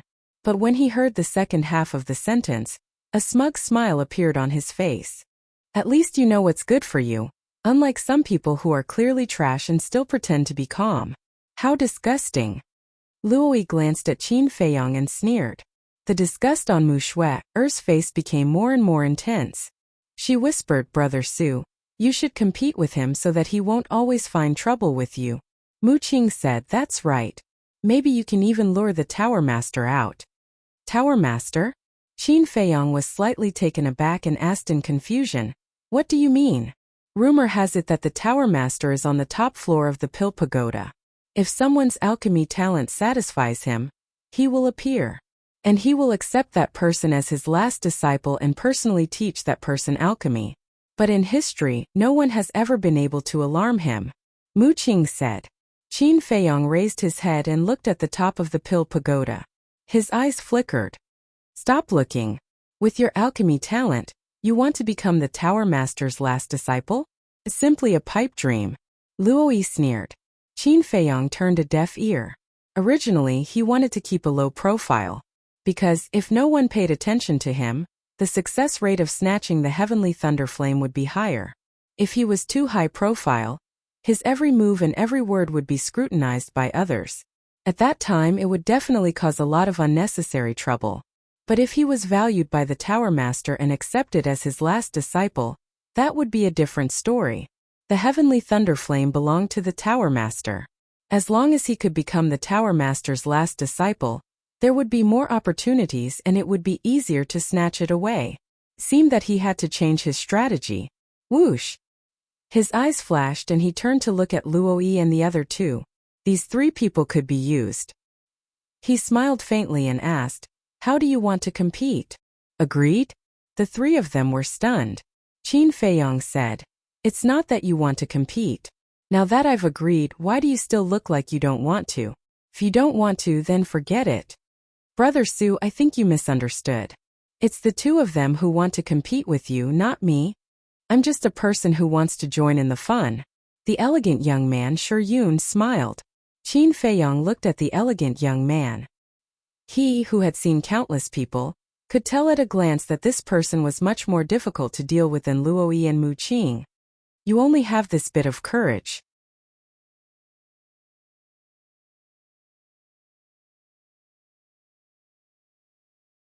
Chapter 391. Compete in spiritual power? Qin Feiyong was stunned. Are these two stupid? Or is it that these two people's spiritual power is also beyond level 10? Otherwise, how could they have such confidence? Seeing Qin Feiyong not speaking for a long time, Luoyi mocked. Are you afraid again? Qin Feiyong said, if you say we'll compete, then we'll definitely compete. But there has to be a prize, right? Luoyi sneered. Whoever has the lowest spiritual power will kneel and lie down 3 times around this square. Embark like a dog. Yan Shi added. This. Qin Feiyong hesitated, somewhat lacking in confidence. Just say it if you don't dare. No one will laugh at you. The two mocked. Qin Feiyong gritted his teeth and nodded. Okay, today I will risk my life to accompany you. Then he looked at the guard commander and the city lord on the steps and shouted, Commander, City Lord, I have something to say. Everyone's eyes gathered on him at once. The guard commander said, Speak.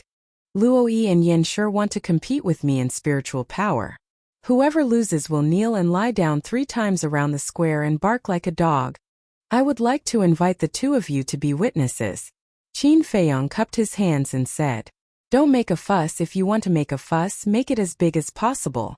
The people around suddenly whispered to each other. The city lord and the guard were also a little stunned.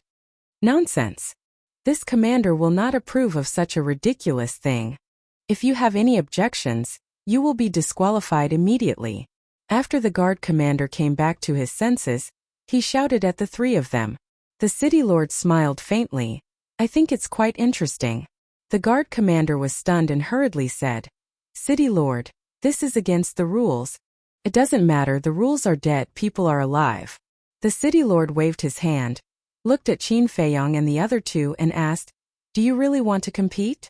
Qin Feiyong said helplessly, I don't want to, but they have to challenge me. It's not too late to regret now. Luoyi gave a cold snort and cupped his hands. City lord, I want to compete with Yan Shi. Regret? Qin Feiyang secretly sneered and nodded to the city lord. All right, it's settled then.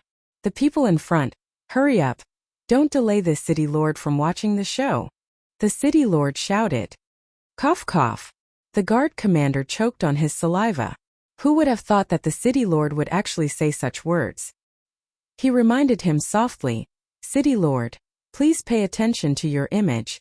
I know. Stop nagging. The city lord waved his hand impatiently.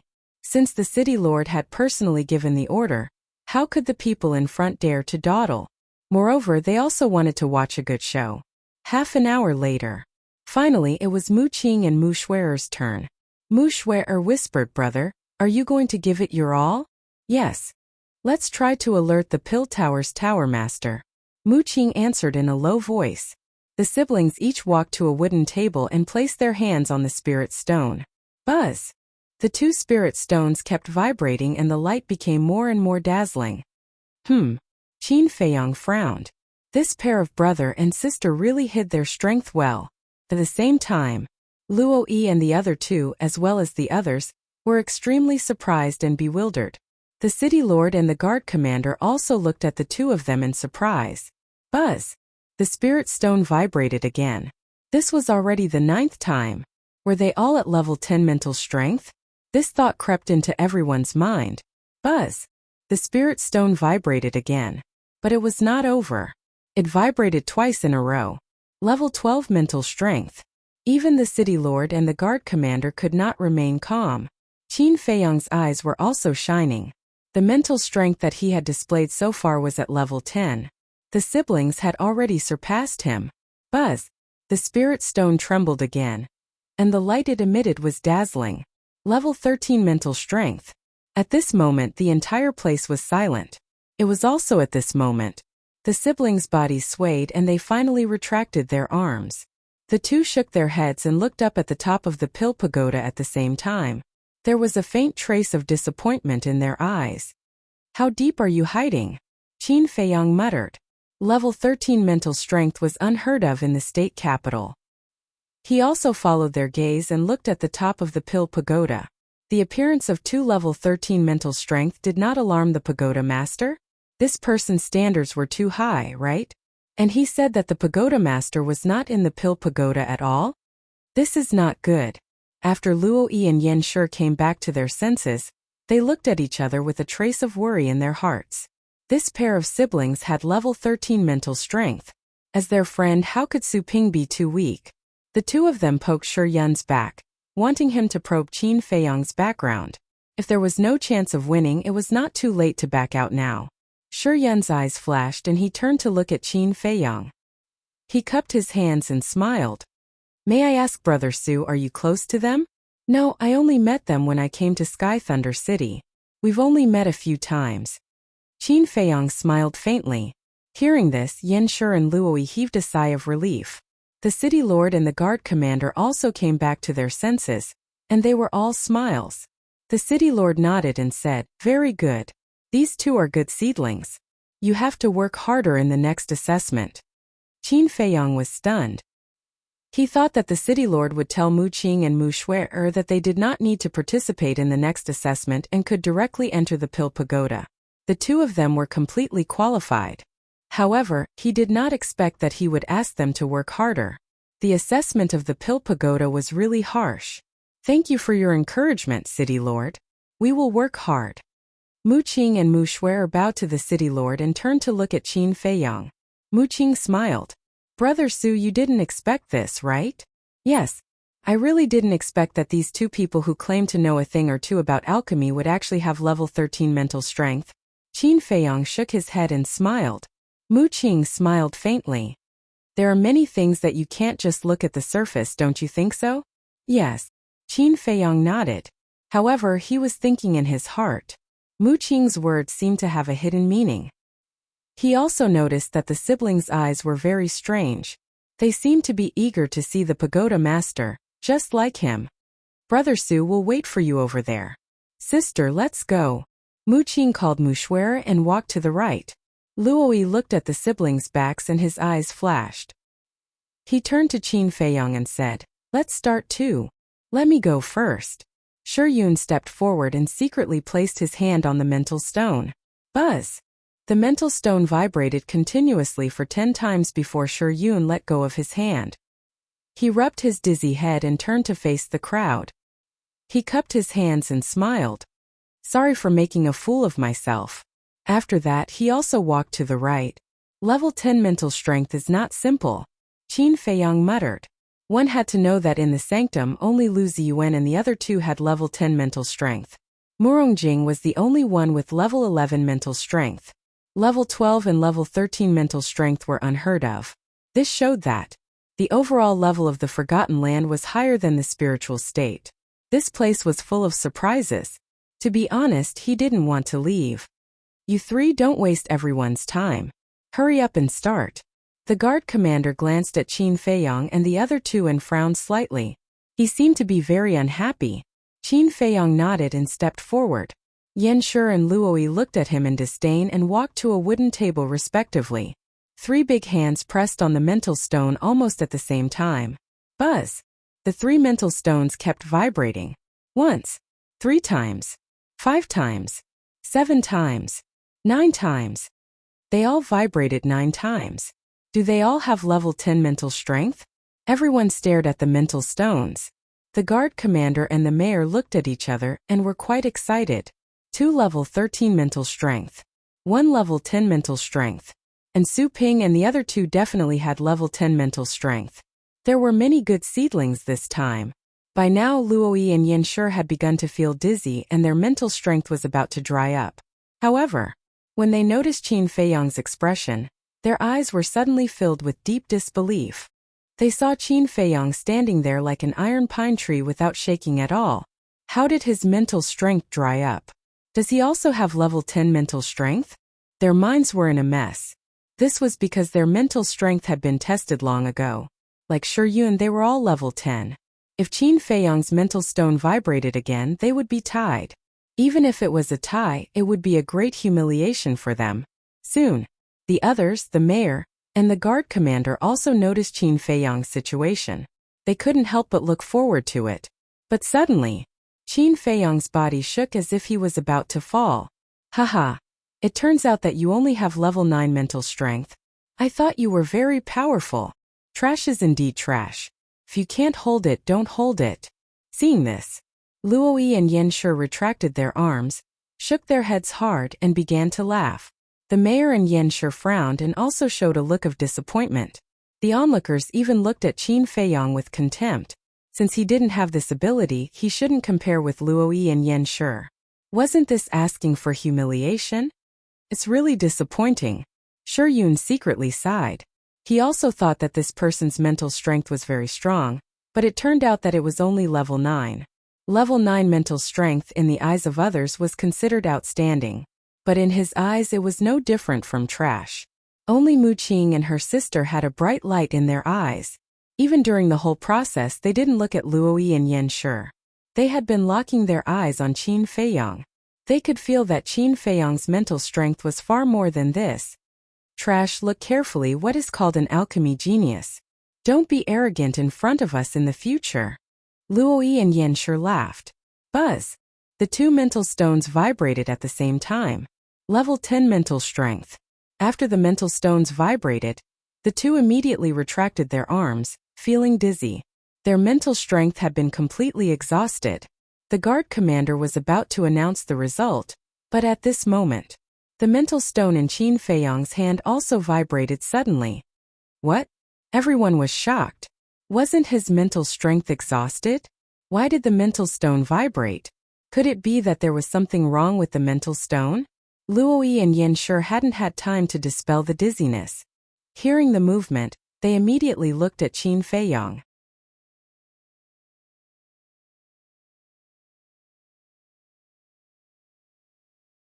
Chapter 392. It trembled. It actually trembled. He was also a level 10 spiritual force. It must be an illusion, this can't be real. The whole place was silent. Luoyi and Yanshi rubbed their eyes hard and looked at it again. The light emitted by the spirit stone was enough to prove that this person was really a level 10 spiritual force. It's actually a tie, the 2 were dumbstruck. They were both level 10 spiritual force. What qualifications did they have to call the other party a waste? All the previous sarcasm and ridicule was really a big joke. A tie? Qin Feiyong looked at the two of them mockingly and said lightly, "The so-called tie is just your self-righteous thinking." His voice fell. The image crystal in his hand trembled again. Level 11 spiritual force. Everyone's eyes trembled. Luo Yi and Yin Shi directly collapsed to the ground. Not level 10, it was actually level 11. This meant that they lost. It also meant that they had to kneel and crawl 3 laps on the square later and bark like a dog. They regretted it. Why did they take the initiative to stir up trouble? If they didn't provoke him, these things wouldn't have happened at all. Waste, look carefully what is called an alchemy genius. Don't be arrogant in front of me in the future. Qin Feiyong looked at the two of them contemptuously, and the spirit stone trembled again. Level 12 spiritual force.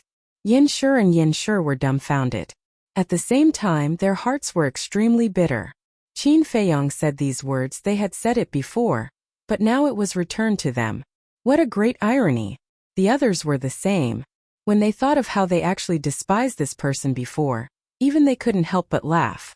Such a monster, do they have the qualifications to despise him? Compared to this person, they were simply worse than waste. That Shi Yun's face was also green and red. Although no one heard his sigh before, the spiritual force displayed by Qin Feiyong was like an invisible slap, ruthlessly slapping his face. He had never been so embarrassed as now. In his heart, a strong flame of anger was ignited. He was a little angry from embarrassment. The city lord suddenly said, "I understand." The guard commander was stunned and asked, "Understand what?" The crowd below also looked at the city lord. "There's no problem with the spirit stone. You're not hallucinating either." Because the way he fainted earlier was all an act. There was a bitter smile on the city lord's face. Even he had been fooled. This kid really needed to be taught a lesson. Faking it. Everyone was stunned and looked at Qin Feiyong again. He saw Qin Feiyong standing there proudly. His long black hair danced in the wind. His spirit was hale and hearty, and there were no signs of exhaustion at all. Yin Shi and Yin, you were tricked by him? Everyone looked at each other. They were simply treating the two of them like clowns. Wang. The spirit stone trembled for the 13th time. At this moment, even Mu Qing and her sister were unable to remain calm. They had long expected that Qin Feiyong's spiritual power was very strong, but they did not expect it to be strong to this extent. Now it was on par with them. And the most shocking thing was that Qin Feiyong did not show any signs of fainting at all. What was the background of this guy? Qin Feiyong was also quite surprised. He had thought that the level of his spiritual power might be level 12 or 13 at most. But the results of the test were far beyond his expectations. Wang. The spirit stone trembled for the 14th time. Amazing. Level 14 spiritual power. It's not over yet. How amazing is his spiritual power? People went crazy. The city lord and the guard commander were also trembling. It was because of excitement. The Pill Pagoda had recruited countless disciples, but there had never been a person with level 14 spiritual power. Wang. The spirit stone trembled for the 15th time. Oh my God. How can we live like this? A monster. It's not enough to describe him as a monster that only appears once in 10,000 years. Even the city lord and the guard commander were going crazy. They even suspected that there was something wrong with the spirit stone. At the same time, on the top floor of the Pill Pagoda, a woman in white was sitting cross-legged on a futon. She had long sky blue hair that was soft and beautiful. Her eyebrows were picturesque, and her temperament was otherworldly. She was like a woman in a painting, stunning beyond compare. And in the void in front of her, an image was flashing. What was displayed in the image was the scene of Qin Feiyong testing his spiritual power. She looked at Qin Feiyong silently, and her bright eyes flickered with an inexplicable light. Wang. The spirit stone trembled for the 16th time. The light in the woman's eyes also became extremely bright. Wang. The spirit stone trembled for the 17th time. Whoosh! The woman couldn't sit still anymore. She suddenly stood up, and her eyes were like 2 bright moons. The spirit stone trembled for the 18th time. There's actually such a monster? She spoke in disbelief, and her petite body began to tremble. The spirit stone trembled for the 19th time. The woman's breathing became rapid. Wang. When the spirit stone trembled for the 20th time, the woman flashed and disappeared without a trace. In the square, the mayor, the guard commander, Mu Qing and her sister, and Shi Yun were all dumbfounded. The people outside the square, as well as the people in the square, were also full of disbelief. Level 20 spiritual power. Was this a dream? How could there be such a monster in the world? This place fell into a dead silence, and the sound of a pin dropping could be heard. The spirit stone was like a sun at this moment, shining so brightly that it was almost impossible to open one's eyes. And Qin Feiyang's back, which was not considered strong, was like a huge mountain in their eyes, becoming unattainable. However, Qin Feiyang was a little helpless. Level 20 spiritual power was already his limit. The dizziness that had never appeared before finally appeared at this moment. But even though he showed unparalleled talent, he still couldn't make the Pill Tower Master appear. Forget it. Qin Feiyang sighed and withdrew his arm. Although he didn't achieve his goal, he finally tested the true level of his spiritual power. Level 20. This number was enough to show disdain for the world. The light of the spirit stone also dissipated, but no one said a word. They were all immersed in deep shock and couldn't extricate themselves. Whoosh! It was also at this moment. Boom! Accompanied by a loud noise, the door of the pill tower opened. Everyone came back to their senses at this moment and looked at the door. Qin Feiyang was also refreshed. Did he come out? He hurriedly looked over. However, there was no one at the door at all, and no one came out of the pill tower. Greetings, Tower Master. However, the mayor and the guard commander were kneeling on the ground, bowing and kowtowing. There's no one. What are you kowtowing to? Qin Feiyang looked at the two of them in surprise and then looked at the door. Could this mysterious Tower Master be invisible? The others had the same thought as him. Zuping Mu Qing Mu Shuer, come in. I want to test you personally. A voice came from the pill tower. The voice was very pleasant, but it had a great majesty. There's really someone here. Qin Feiyang's eyes lit up. Mu Qing and Mu Shuer looked at each other, and a glint flashed across their eyes. Meanwhile, the others looked envious. In particular, Shi Yun and the other two did not hide their jealousy at all. Although they still had to be tested, the three of them were already bound to enter the pill tower. Putting all of this aside, just the fact that the pagoda master was personally assessing them was already a supreme honor, because no one had ever enjoyed such treatment before. The mayor got up and looked at Qin Feiyang and the other two. He shouted, "What are you waiting for? Hurry up and go in." The three of them looked at each other and strode toward the door. After entering the pill tower, the door closed automatically. In front of them was a hall that was about 20 to 30 meters in size. Other than the wall on the side of the door, there were stone doors on the other three walls. There were a total of 10 stone doors, but all of them were tightly shut. And in the center position, a graceful woman was standing there. Her long sky blue hair was like the clear sky, and it was pleasing to the eye. However, she wore an exquisite mask on her cheeks, covering her true face. Qin Feiyang and the other two glanced at the stone doors and then looked at the woman. However, as soon as they met the woman's gaze, they could not help but tremble. This woman did not have any aura on her, but she gave them a deep sense of fear. Her dark eyes were like two bottomless pits that could frighten people's souls and make them feel fear from the bottom of their hearts. The woman said, "I'm the Tower Master of the Pill Tower." "Greetings, Tower Master." The three of them cupped their hands. "I'm very satisfied with your mentality, especially you, Sumu. Even I haven't seen mentality at level 20. But that doesn't mean you can enter the pill tower," the woman said coldly. Qin Feiyang said, "Please enlighten us, Tower Master." The woman pointed at the 10 stone doors and said, "Find any pill refining room. I want to observe your control of the pill fire." Qin Feiyang and the other two looked at each other, walked to a stone door, and pushed it open.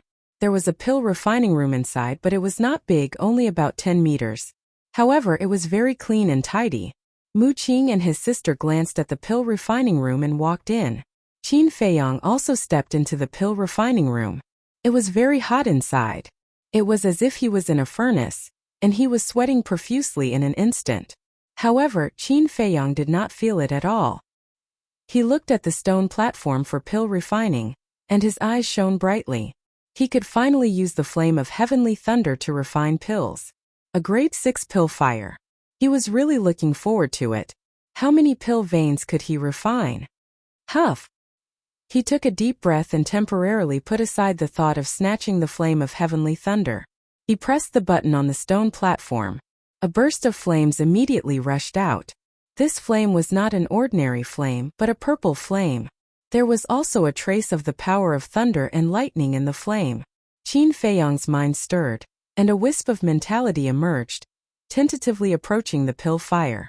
However, his body trembled as soon as he got close.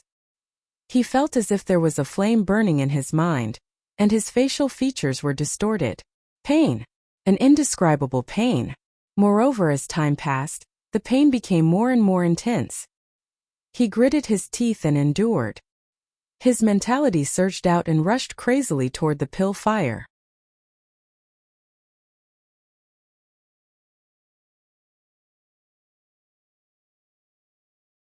Chapter 393. Time passed bit by bit. For Qin Feiyang, every breath was torture. Not to mention the Mu Qing siblings, who would occasionally let out a miserable groan. Half a day passed. The torture was finally over. After the fusion of the mental power and the heavenly thunder flame, the pain disappeared and was replaced by warmth. Phew! Qin Feiyang exhaled a mouthful of turbid air and wiped off the sweat on his forehead. Looking at the purple alchemy fire, he turned and walked out of the alchemy room, cupped his hands and said, "Pagoda Master, I have completed the fusion with the alchemy fire. Using half a day to fuse, you did not let down your mental power. Go and refine a healing pill for me to see. If you succeed in one try, I will take you in as my last disciple." The woman's tone was very calm, and no emotions could be heard. Qin Feiyang was overjoyed, but immediately after, he became worried. If it was the netherworld devil flame, he was confident that he could refine it in one try even with his eyes closed. But he had to know. Now that he was refining with the heavenly thunder flame, he needed to control the fire again. He could not be as handy as before. The failure rate completely exceeded the success rate. But now he absolutely could not fail. It was not easy to alarm the pagoda master. He could not fail at this step. He walked into the alchemy room again. He did not immediately start refining. Staring at the purple flame, he calmed the nervousness in his heart. Phew! 100 breaths passed. He took a deep breath, took out the bronze alchemy furnace, and placed it on the alchemy fire. Then, he took out a set of medicinal materials for the healing pill and the solidifying liquid. Everything was ready. Qin Feiyang focused and began to refine the spiritual liquid. Before each medicinal material entered the alchemy furnace, he would reduce the temperature in the furnace to the lowest. Then it increased bit by bit. He was extremely careful with every step. After refining pills for so long, he had never been so cautious like now. Even when the black-winged king and the white-winged king rebelled, he was not so careful when refining the prolonging life pill for the mermaid emperor. Just refining the spirit liquid alone took him less than an hour. Speaking of which, it was quite ironic. If it was the netherworld devil flame, he could refine hundreds of healing pills in half an hour. Next, he became even more careful when fusing with the spirit liquid. Not even the slightest mistake could occur. However, things didn't go as planned. When the fusion reached the final step, the bronze pill furnace suddenly exploded with a loud bang. Why did the furnace explode? Qin Feiyang was stunned and hurriedly bent down. The fragments of the pill furnace flew over his head and crashed into the walls of the pill refining room, creating glaring sparks. A moment later, Qin Feiyang stood up and looked at the messy alchemy room, his mind full of doubts. He was certain that no matter if it was the heat, time, or control, there was not the slightest mistake. But why did the bronze pill furnace explode? Most importantly, he was only one step away. Just as he was about to succeed, such a thing happened. Wouldn't all the previous efforts be for naught? Do you know why you failed? The woman's voice suddenly sounded in Qin Feiyang's mind. War Master. Qin Feiyang felt a chill in his heart. Only experts above the War Master level could directly send sound transmissions. He turned to look at the woman and asked doubtfully why. The woman sent a sound transmission, because a second-grade pill furnace can't withstand the burning of the heavenly thunder flame. So that's how it is. Qin Feiyong muttered and asked, what about a third-grade pill furnace? Third and fourth-grade pill furnaces are the same. Only fifth-grade and above pill furnaces will not explode. The woman sent a sound transmission. Then why did you ask me to refine pills? Qin Feiyong was a little annoyed. A fifth-grade or above pill furnace was simply an extravagant hope for him right now. With this person's brain, it was impossible for him not to think that he did not have a fifth-grade pill furnace, but still wanted him to refine it. Wasn't this clearly trying to scam him? The woman did not say anything and looked at Mu Qing's alchemy room. Qin Feiyong did not continue refining and left the alchemy room. Without a fifth-grade or above pill furnace, it was useless. Boom! This time, the door opened. The city lord strode in and said respectfully, Pagoda Master, the spiritual force test has been completed. When can we begin the third test? The woman asked. How many people passed? The city lord said, about 500 people. Qin Feiyong's heart skipped a beat. Another half of them were eliminated. The woman pondered for a moment and said, let Mu Qing and Mu Shuer in after I finish the test. Yes. The city lord responded respectfully, then turned around and left. The door of the tower also closed. The third test was to test the control of alchemy fire. This test required alchemy fire, so naturally they had to enter the alchemy room. In the past, the city lord could make the decision by himself, but it was different now. The pagoda master appeared in person and everything had to be approved by her. Time flew by. Another half a day passed. At this time night had fallen outside. Mu Qing and his sister finally walked out of the alchemy room. Mu Qing cupped his hands and said, Pagoda Master, sorry to keep you waiting. Go and refine a healing pill. If you succeed on the first try, I will take you as my last disciples. The woman said expressionlessly. The brother and sister were immediately overjoyed and quickly ran into the alchemy room. After they were ready, the brother and sister took out their alchemy furnaces. Qin Feiyong frowned as soon as he saw their alchemy furnaces, because their alchemy furnaces were also second grade. He turned to look at the woman again. The woman's eyes were calm and she didn't say anything. She just looked at the brother and sister silently. Qin Feiyong was puzzled. She knew that the furnace would explode, but she still asked them to refine pills. What was this woman trying to do? And Mu Qing and his sister obviously didn't know that a second-grade alchemy furnace couldn't withstand the burning of the sky thunder flame. Soon, when Mu Shuer was refining the spiritual liquid of the third medicinal ingredient, the alchemy furnace exploded. She walked out with a disappointed look.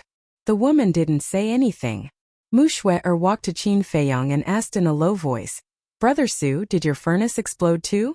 Qin Feiyong nodded. Another moment passed. When Mu Qing was refining the spiritual liquid of the last medicinal ingredient, the alchemy furnace also exploded. Come out. The woman finally spoke. Mu Qing walked out dejectedly. The woman said coldly, It's not your fault that the furnace exploded. It's because your alchemy furnaces are too low grade. Hearing this, the brother and sister felt a little better. The woman changed the topic and said again, But what? The brother and sister's hearts were in suspense again. The woman said, You've disappointed me. Both of their hearts sank. The woman said, Your furnaces exploded when you were refining the spiritual liquid. This means that your control of the alchemy fire is not as good as Su Ping's. Mu Qing was a little dissatisfied and frowned. Then when did Su Ping have his alchemy furnace? He exploded at the last step of fusing the spiritual liquid. If he was given a fifth-grade alchemy furnace, he would definitely be able to refine it successfully. Under the same conditions, if you were given a fifth-grade alchemy furnace, you wouldn't be able to succeed on your first try. So you've lost. Su Ping is officially my last disciple. The woman said indifferently. Qin Feiyong was stunned and his heart was suddenly full of surprise. Mu Qing took a deep look at Qin Feiyong and nodded. Okay, I'm convinced. He had to be convinced. Qin Feiyong's alchemy talent was obvious to all. There was no comparison at all. There was nothing wrong with becoming the last disciple of the pagoda master. The woman waved her hand and the pagoda door opened again. She said, "City Lord, bring them in for the assessment." After saying that, she rolled up Qin Feiyong and the other two and flew to the top floor of the Pill Pagoda. Soon, the four of them entered a hall. There was nothing in the hall. It was 50 to 60 meters in size. On the opposite wall, there were only 4 stone doors in total. 3 of the stone doors had numbers. They were number 1, number 2, and number 3. And on the stone door in the center, there was not a single word. "Your talent is not bad. I'll give you the number 2 and 3 alchemy rooms. If there's anything you don't understand, you can come to the number 1 alchemy room to find me." The woman looked at Mu Qing and said, "Thank you, Pagoda Master." The two hurriedly bowed. The woman said again, "Su Ping, you're in the number 1 alchemy room." Qin Feiyong nodded. The woman glanced at the 3 of them, opened the only stone door without a number, and walked in. The stone door also slowly closed. Mu Shuer smiled. "Big Brother Su, congratulations. What are you congratulating me for? Although I've become a last disciple, my treatment is not much different from yours." Qin Feiyong shook his head. To be honest, he really didn't see any advantage of being a last disciple. Still not satisfied? Do you know that your identity as a last disciple is enough to make anyone bow to you? Mu Qing rolled her eyes at him. Qin Feiyong shook his head and smiled bitterly. These were not what he wanted at all. Suddenly, he seemed to have thought of something and asked doubtfully, "Why don't I see anyone else in the Pill Pagoda?" Mu Qing said, "Aren't they still in the assessment?" No. What I mean is, doesn't the Pill Pagoda recruit disciples every 5 years? What about the previous disciples? Why don't I see them?" Qin Feiyong was puzzled. "So this is what you're asking?" Mu Qing suddenly understood and said with a smile, "The previous disciples have all left." "Left?" Qin Feiyong was stunned. "The Pill Pagoda is not a force. Forget it, I won't explain it to you in detail. In short, the Pill Pagoda is actually a place to cultivate alchemists. Those who enter the Pill Pagoda can only stay inside for 2 years. After 2 years they will be invited out." Mu Qing said. Mu Shuer smiled and said, "Big Brother Su, your last disciple is included." "There's such a thing?" Qin Feiyong was stunned. Others cultivated talents for their own use and to strengthen their own forces. However, the Pill Pagoda did the complete opposite and cultivated talents for others. Did the Pagoda Master have nothing better to do? Don't think about it. The thoughts of such a big shot are not something we can understand. Mu Qing patted Qin Feiyong's shoulder and turned to look at Mu Shuer, asking, "Sister, which alchemy room do you want?" Mu Shuer glanced at the 2nd and 3rd alchemy rooms and said with a smile, "Anything is fine." "All right then, I'll take a loss and let you have the 2nd alchemy room." Mu Qing smiled and then entered the 3rd alchemy room. Mu Shuer looked at Qin Feiyong and asked, "Big Brother Su, when you're free, can you guide me in alchemy?" Qin Feiyong was slightly stunned and puzzled. "Didn't the Pagoda Master just say that I can ask her if I don't understand? Do you still need me to guide you?" What a blockhead. Mu Shuer rolled her eyes at him and entered the 2nd alchemy room without looking back. "What do you mean?" You're tuning in to the Li Mei Sword of Destiny YouTube channel. We're so grateful for your support, and don't forget to subscribe to join us on this incredible journey through captivating stories. Your generosity through donations truly makes a world of difference, as it's the primary source of revenue that allows me to expand and enhance this channel for you. Thank you from the bottom of my heart for being a part of this adventure.